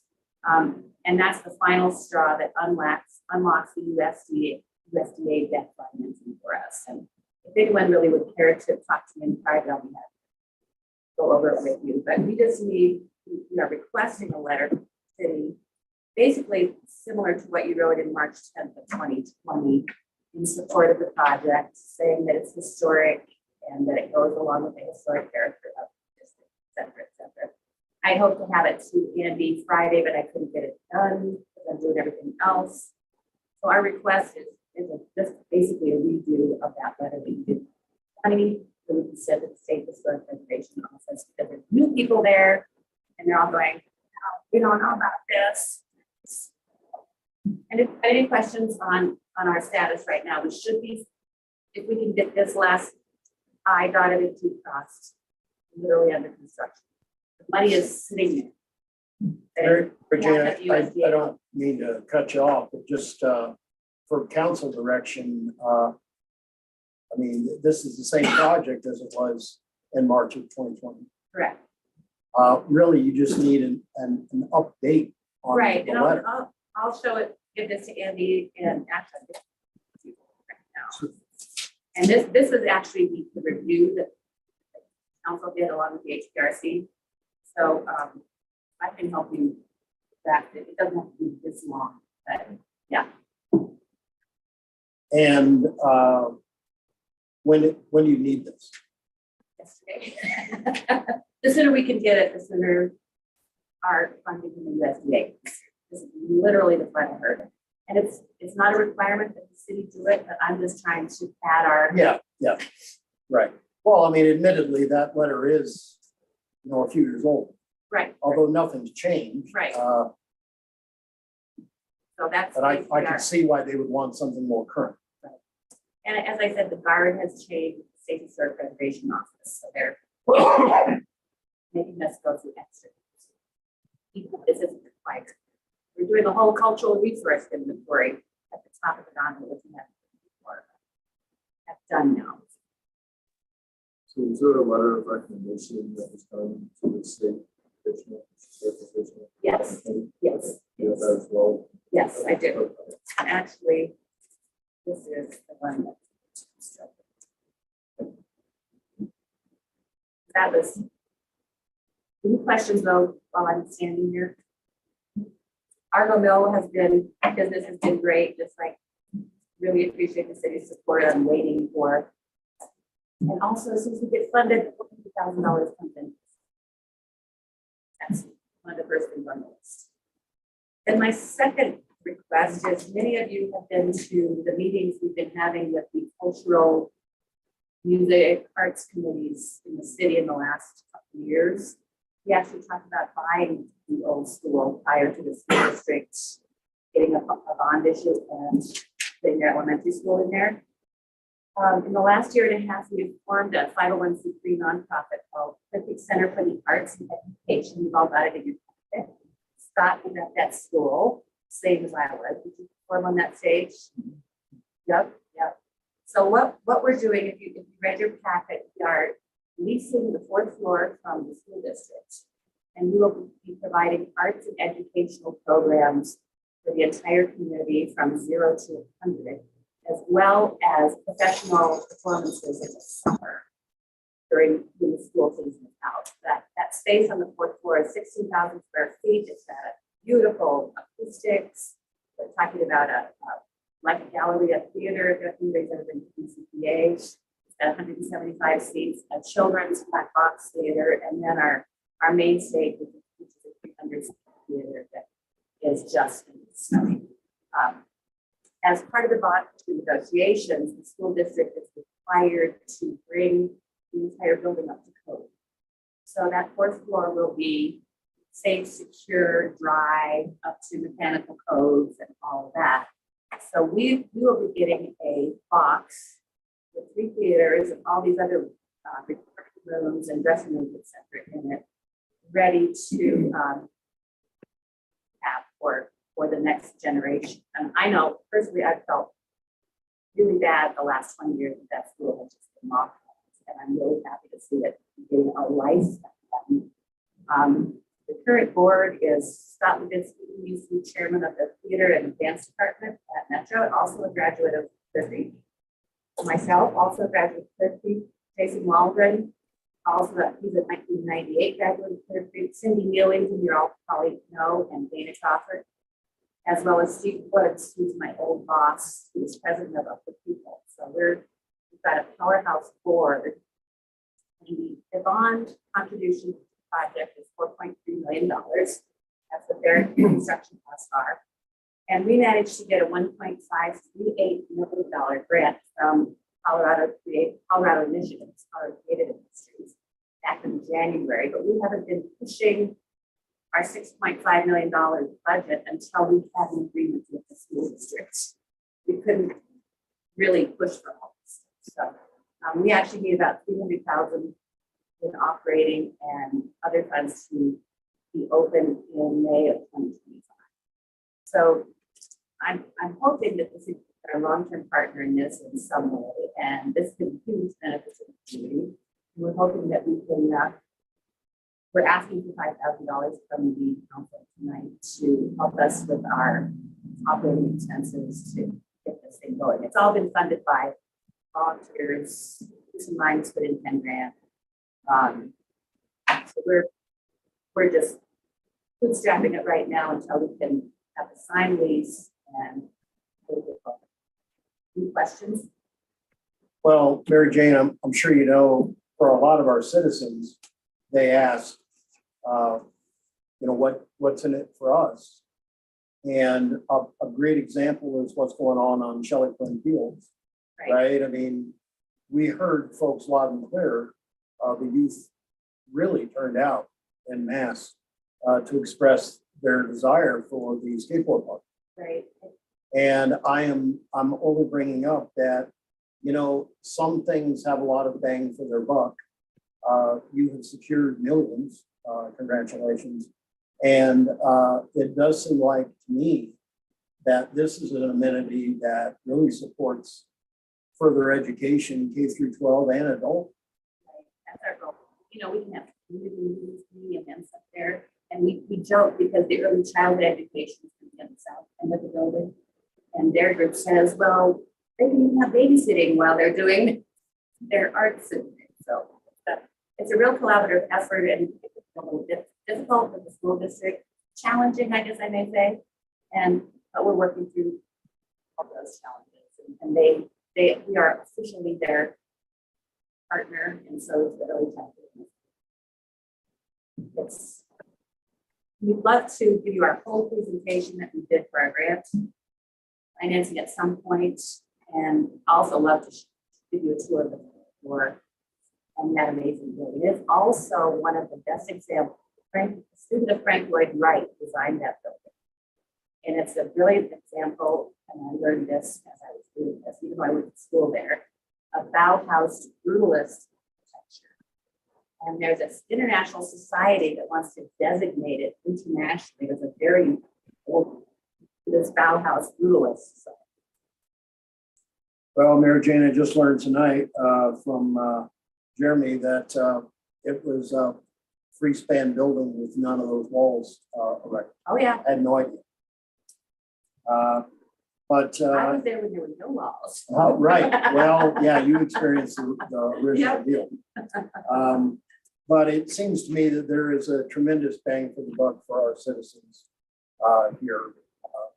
And we have had many community meetings, like 30, 40 supporters of the art show. Well, then, I am going to make a motion that we approve the $5,000 for the Clear Creek Center for Arts and Education. And see if I have a second. Second from Art. Any discussion? You have some funding in the motion for asks that come up throughout the year. Anything further? Roll call, please. Mayor Chuck Harmon. Yes. Kate Collier. Yes. Art Cacavelli. Yes. Scott Pennell. Yes. John Curtis. Jeremy Jones. Thank you. All right, Mary Jane, thank you. Thank you, and really, I'd love to have you all with us. Oh, I'm sure we will, and you know, we're all crossing our fingers. This is, could be huge. Not only for the city of Idaho Springs, but I mean, the entire Circuit County community. I forgot to mention that I coordinated with the woman that testified at the Opera House Oh, and the United Center and all the other cultural groups in the county. And then the amphitheater that will have to top the Argo, so we're gonna be a hot. all right. We need to work on Colorado Creative District, right? Mary Jane, I don't usually editorialize, but I can't believe you got $1.538 million. That, I mean, especially for a community our know. size, They couldn't believe what gem we have. here. that was knocking it out of the park there. It's great. Yeah, all right, well, All thank you. right, thank you. Do we have any further public comment tonight?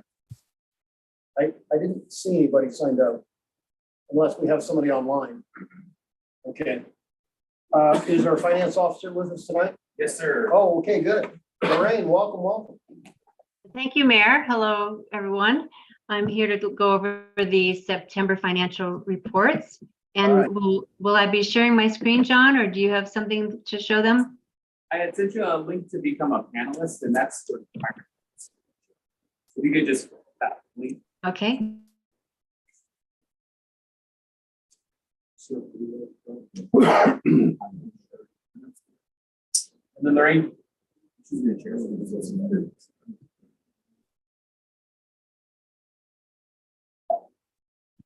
Chris, Lorraine?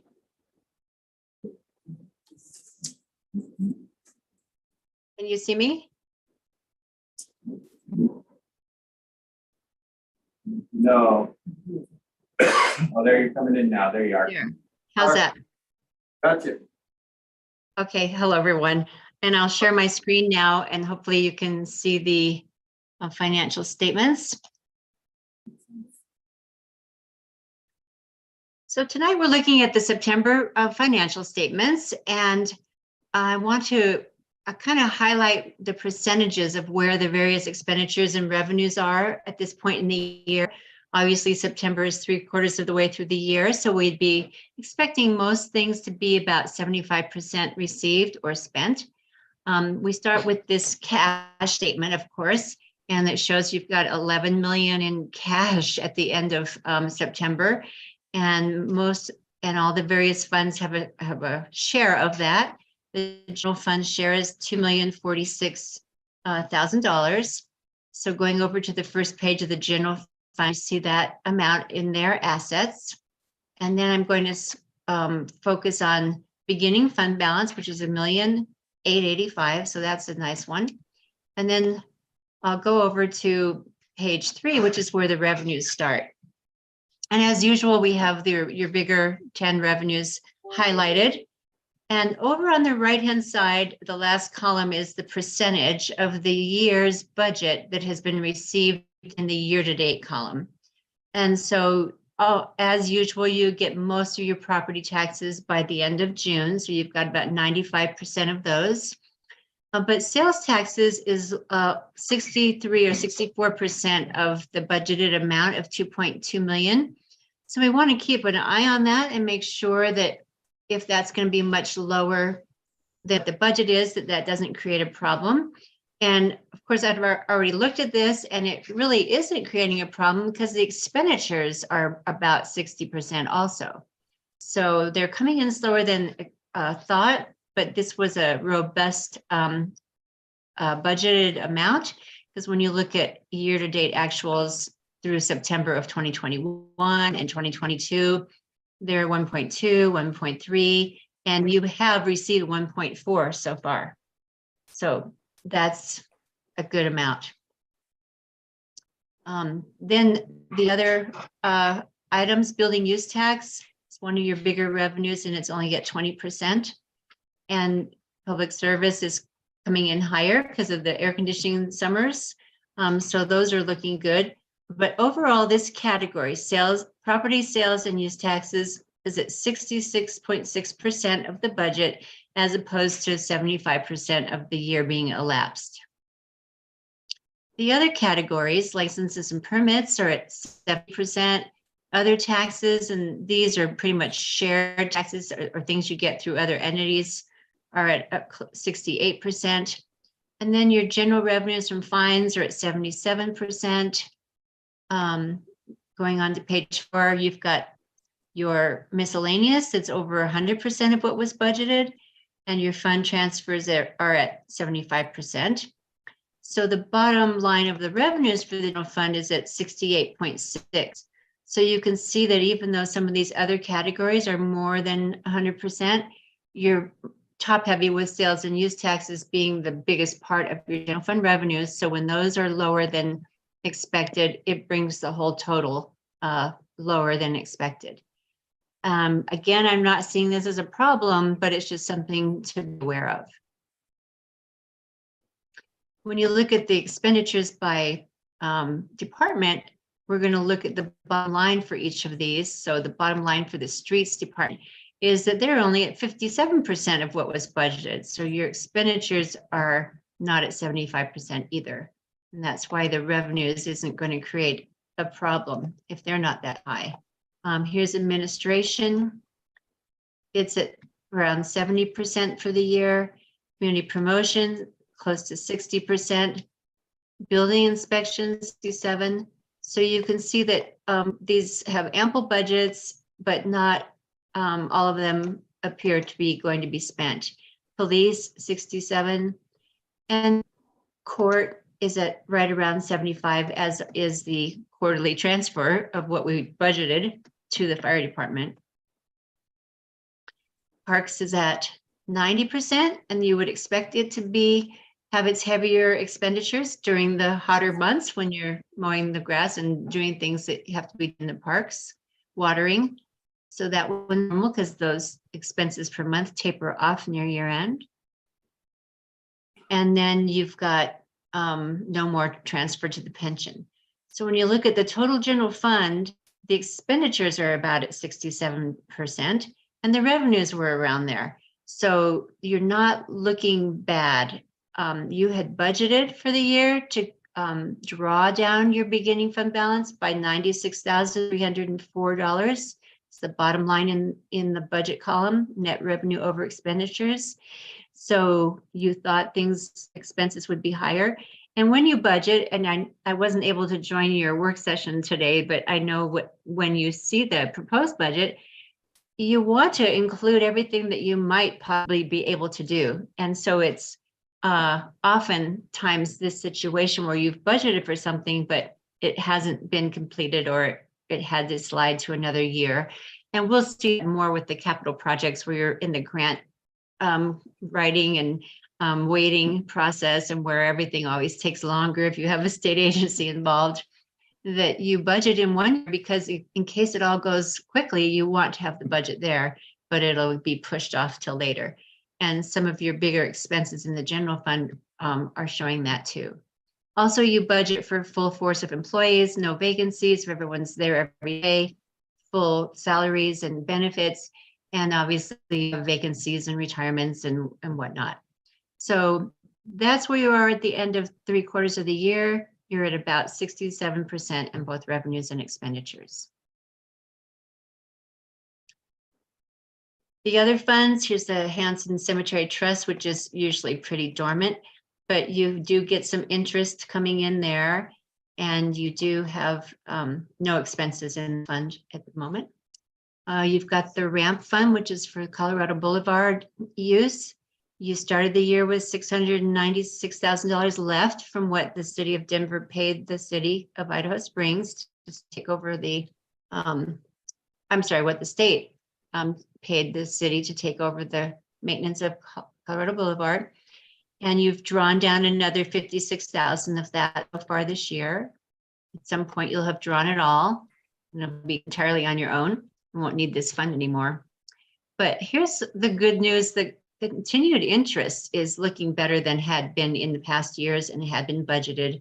Again, because of higher interest rates with the Fed raising the interest rates and with you putting more of your money into the local government investment pools, CSAFE, so that you can take advantage of those local interest rates as opposed to leaving your money in the checking accounts. So the ramp fund is at right about 76% of expenditures. So that is proceeding as expected. You've got your project going on for asphalt curbing. It's being charged to this next line item for some reason. We can move those expenses up to where the budget is. Your improvement fund, this is a sales tax improvement fund, and it is still being owed these amounts from the wastewater fund. Surely you will receive this smaller amount this year, and perhaps you talked about this in your budget process, budget review about how soon to pay back this $2 million amount over time, how many years you stretch that, and what you're going to do to get that repaid from the wastewater fund. Your sales taxes coming in here, and they're at about 72%. There's just in the way it was budgeted, they are still divided the way they're supposed to. And then you've got a number of grants that had been hoped to receive that haven't come in, but you did get the foundation grant during September for parks trails. In the improvement fund, you've got all these projects budgeted. Some of them have finished up and they're right around the amount that you budgeted or a little over for the land that you bought for the police. And then you have the public works facility, which is proceeding, but the whole $3 million that was budgeted doesn't look like it's going to be spent during 2023. And then you've got some other projects here that are going along. So you've spent only 28% of what was budgeted for all these projects, largely because of the public works facility not approaching that $3 million mark at the end of September. Conservation Trust Fund from the lottery started the year with a $93,000 fund balance. You've gotten 3/4 of the year's budget in. They pay quarterly, so you just got your last, your third of what you're going to get there. It's right, very close to what was budgeted, so that's good. And again, big time interest being earned more than what was budgeted based on what had been collected in years past. No expenditures as of yet, although there's 80,000 budgeted there projects. Here's your 1% street sales tax. It started the year with $1.6 million in the fund balance. So far this year, you've added to that fund balance 261 grand. You added that amount because the revenues of 736,000 have outpaced your expenditures so far by that amount. And again, look at this interest. There was no budget for that, and past years small amounts, and now you've already released 33,000 from that fund balance being invested.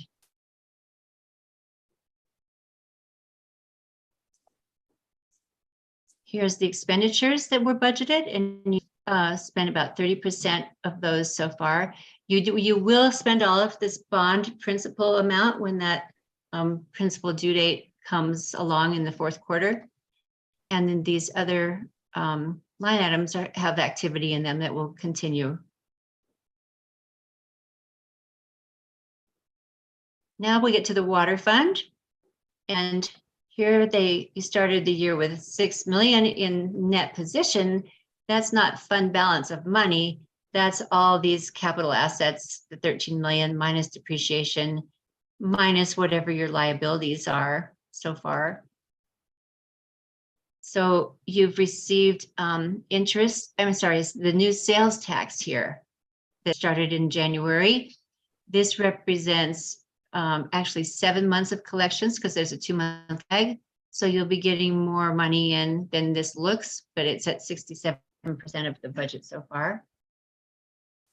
And then you've got your user fees from the utility bills. They're roughly what you would expect to see. And they're every other month, so each month doesn't bounce up quite as much as you might think if it were monthly billing. And the operations, let's look at those percentages. So here's the operational expenditures, they're at 58%. Distribution is at right around 75, right, exactly. And then you've got some projects going on for some upgrades and the water distribution projects starting. So your expenditures are far below your budgeted amounts because of the, time it takes to get those water projects going and some, you're in process with waiting for things that will probably happen in 2024. The sewer fund is going to be the same situation, wastewater. Here I've highlighted some or just one of those four of those two loans that you owe to the other fund. The one that's highlighted is going to be paid off this year. Some portion of this other, the 2 million should be paid off this year and every year. Charges for services for this, again, they're looking stable for wastewater, sewer bills, right around 75%.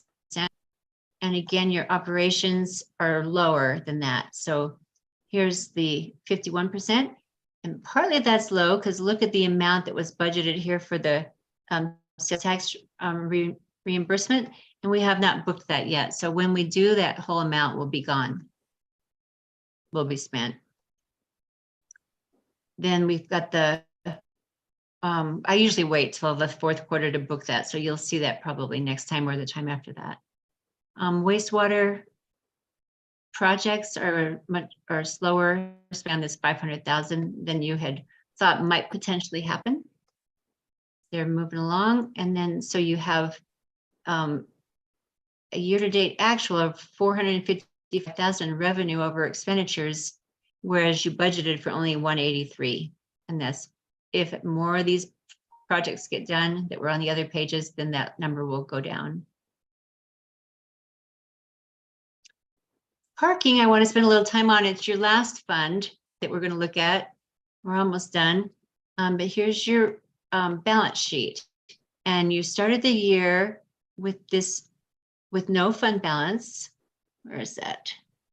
I'm sorry, with these retained earnings, that would have been your fund balance, 362,000 from 2022. So far, you've added another 150 grand to that. So you're building more fund equity here of 516,000. When you go to the revenues, you had budgeted in case that project had taken off to issue bonds. It doesn't look likely now for this 2023 year. You've got parking fees that have already exceeded what you budgeted. So that's good that that's been solid. Now you've got interest that's already exceeded what you budgeted. And no CDOT contribution yet since the project isn't off the ground. And then for the expenditures, you budgeted 1.2 million for capital projects and design. And you can see there's been some billings there. It's getting going, but you're not probably going to reach this. It doesn't appear.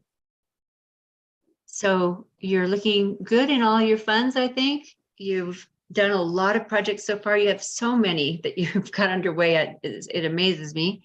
And for a small city. And that's what I wanted to point out to you tonight at this marker. You've got 3 more months to go before the year's over. Happy to answer any questions. Any questions for Lorraine?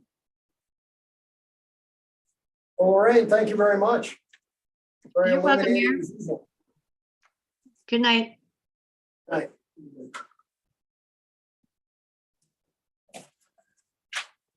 All right, well,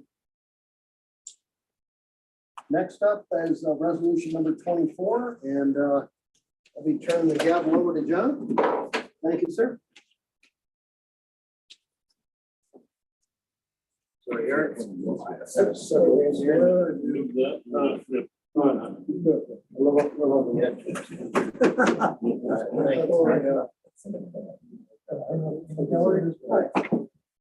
It's part of our.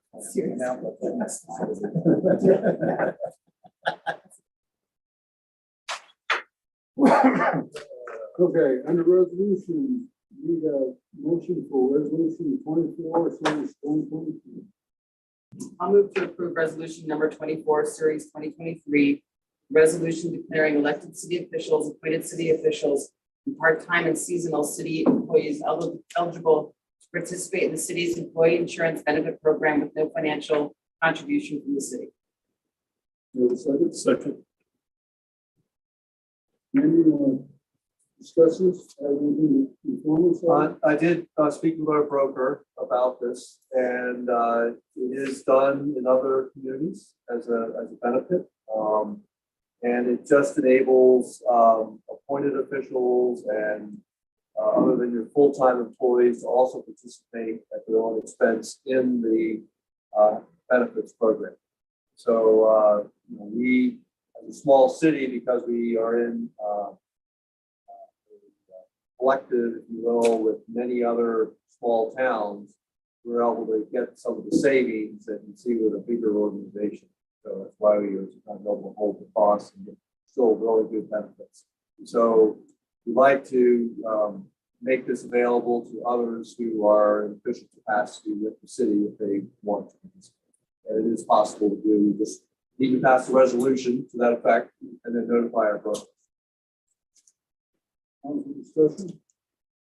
Financial impact is No financial. no financial impact. It's a no-brainer, No what? no-brainer. No It's a brainer. no-brainer. No brainer. Yeah, it's just offering, the cost savings of participating in that program to others who are serving the city. In their areas.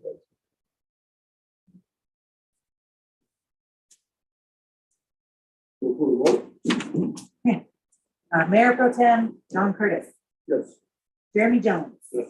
Scott Pennell, Yes. Art Cacavelli. Yes. Kate Collier. Yes.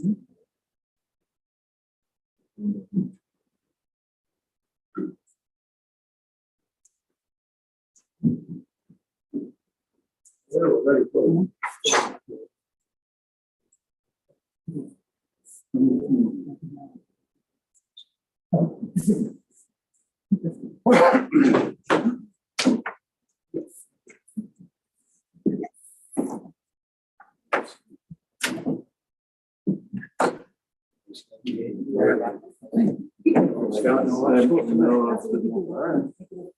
Okay. Thank you, sir.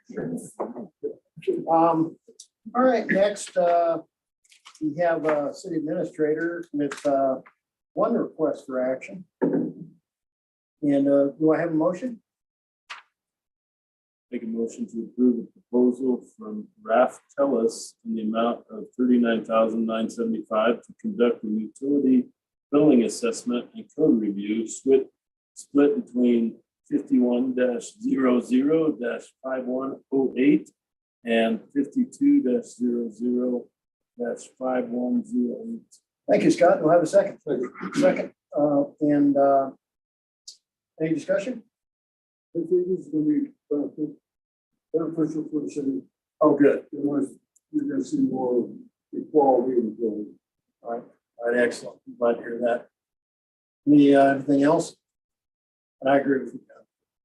All right, roll call, please. Mayor Chuck Harmon. Yes. Kate Collier. Yes. Art Cacavelli. Yes. Scott Pennell, Yes. John Curtis. Yes. Jeremy Jones. All right. And while we're still on city administrator, any other than the action, do you have anything else to share tonight? All right. Okay, we will go on to assistant city administrator. Welcome back. Thank you. And did you have anything further to share tonight? Not Okay, all right. Deputy city clerk, anything further? Mayor and council, a couple things. I know it was mentioned in Andy's staff report. City Hall will be closed Friday, the 10th for Veterans Day.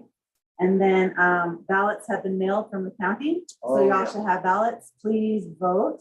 The ballot box is at the new Clear Creek Wellness Center You can just drive through and put it in there, and it's, they moved it from here to there, from my understanding is because of the 24-hour video recording. They just have more control over that camera, and that's why it's there. We've had some residents come in and try to give their ballots to us, so we're just not moving on Yeah. there. Well, Is thank that you. out there on Facebook and? I don't know, and usually Brenda for the county clerk brings us a sign, but I don't think she brought us a sign because we're not a ballot places. And I thought it was interesting in your sales tax report, that was the second highest number we've ever seen. Yeah. So I believe we are on track for probably about $4.5 million here at the end of the year. So that would be good. Andy? The other thing I might remind council is that there is a lag between the collections for sales Yes. tax, and that being reflected in the financial report, typically about 2 months. So from the September report, that, that probably is reflective of through June, and then you've got July and August. So I'm expecting that we'll see that number come up. That's one we might have. Yeah, and that's a good point. Also, this time, well, we ended last year at 3.8 million, and we increased that paying sales tax. So we really, if we're on track, we need to be about 4.5 million. And I think, if we can equal an all-time record, we've got to be happy with that. And the penny sales tax, of course, goes for paying down our water, wastewater projects. So that's wonderful. Thank you. Appreciate it. When do we get that final number then, Andy? It's not till 2 months after the end of the year then? Or- No, just it's about a 2-month delay. So I think we'll see, have a better idea with the next financial report. All right, Chief, good report. Sorry to hear about the two businesses that were burglarized. And just wondering if you had anything further to share with council? No, one thing that's interesting about that case though, is there's a statewide bulletin that gets put out regionally. And so ours was just published today to other law enforcement in the region, because we do have suspicions that it's tied to other crimes down towards the metro. All right. And we're working with a detective actually, Summit County, to do some investigative things with some cell phones. So we're hopeful that we can potentially. Yeah, no, I thought that one night photo where you have that yellow arrow pointing at the star on the door of that white sedan is pretty telling. Sure. And we've shared that with the media as well. So I know that Chris is going to be putting that out as well. All right, good. Thank you. Public Works, Paul, anything further for us tonight? No, sir. All right, well, thank you very much. Water, Ed, another good report. I mean, when we look at what the goals are, we're doing great. So anything further tonight? No. Oh, well, thank you. All right. So we are going to have our next work section and regular meeting on November 13th. Scott, I want to make sure you didn't have that. Sure. Okay. I do have one thing to share as mayor. I just found out today. So there is a leadership evergreen that's been going on for a very long time. And one of our county commissioners his wife is involved in that. And they're talking about the potential of having a Flick Creek County leadership. And what it does is it would promote folks who would like to be get some free leadership training. It, of course, inspires entrepreneurship. And some folks, for example, don't know how to set up their own business. And I believe I said that I thought that folks like Sadie Schultz and Jonathan King would probably be naturals, at least at putting the word out for some other key folks that would like to further their education on that, should we get that going. So I just found out about it today, and I think it'd be a very worthwhile and no cost kind of leadership training that has worked very well in everything. Anything further before I adjourn? I want to thank everybody.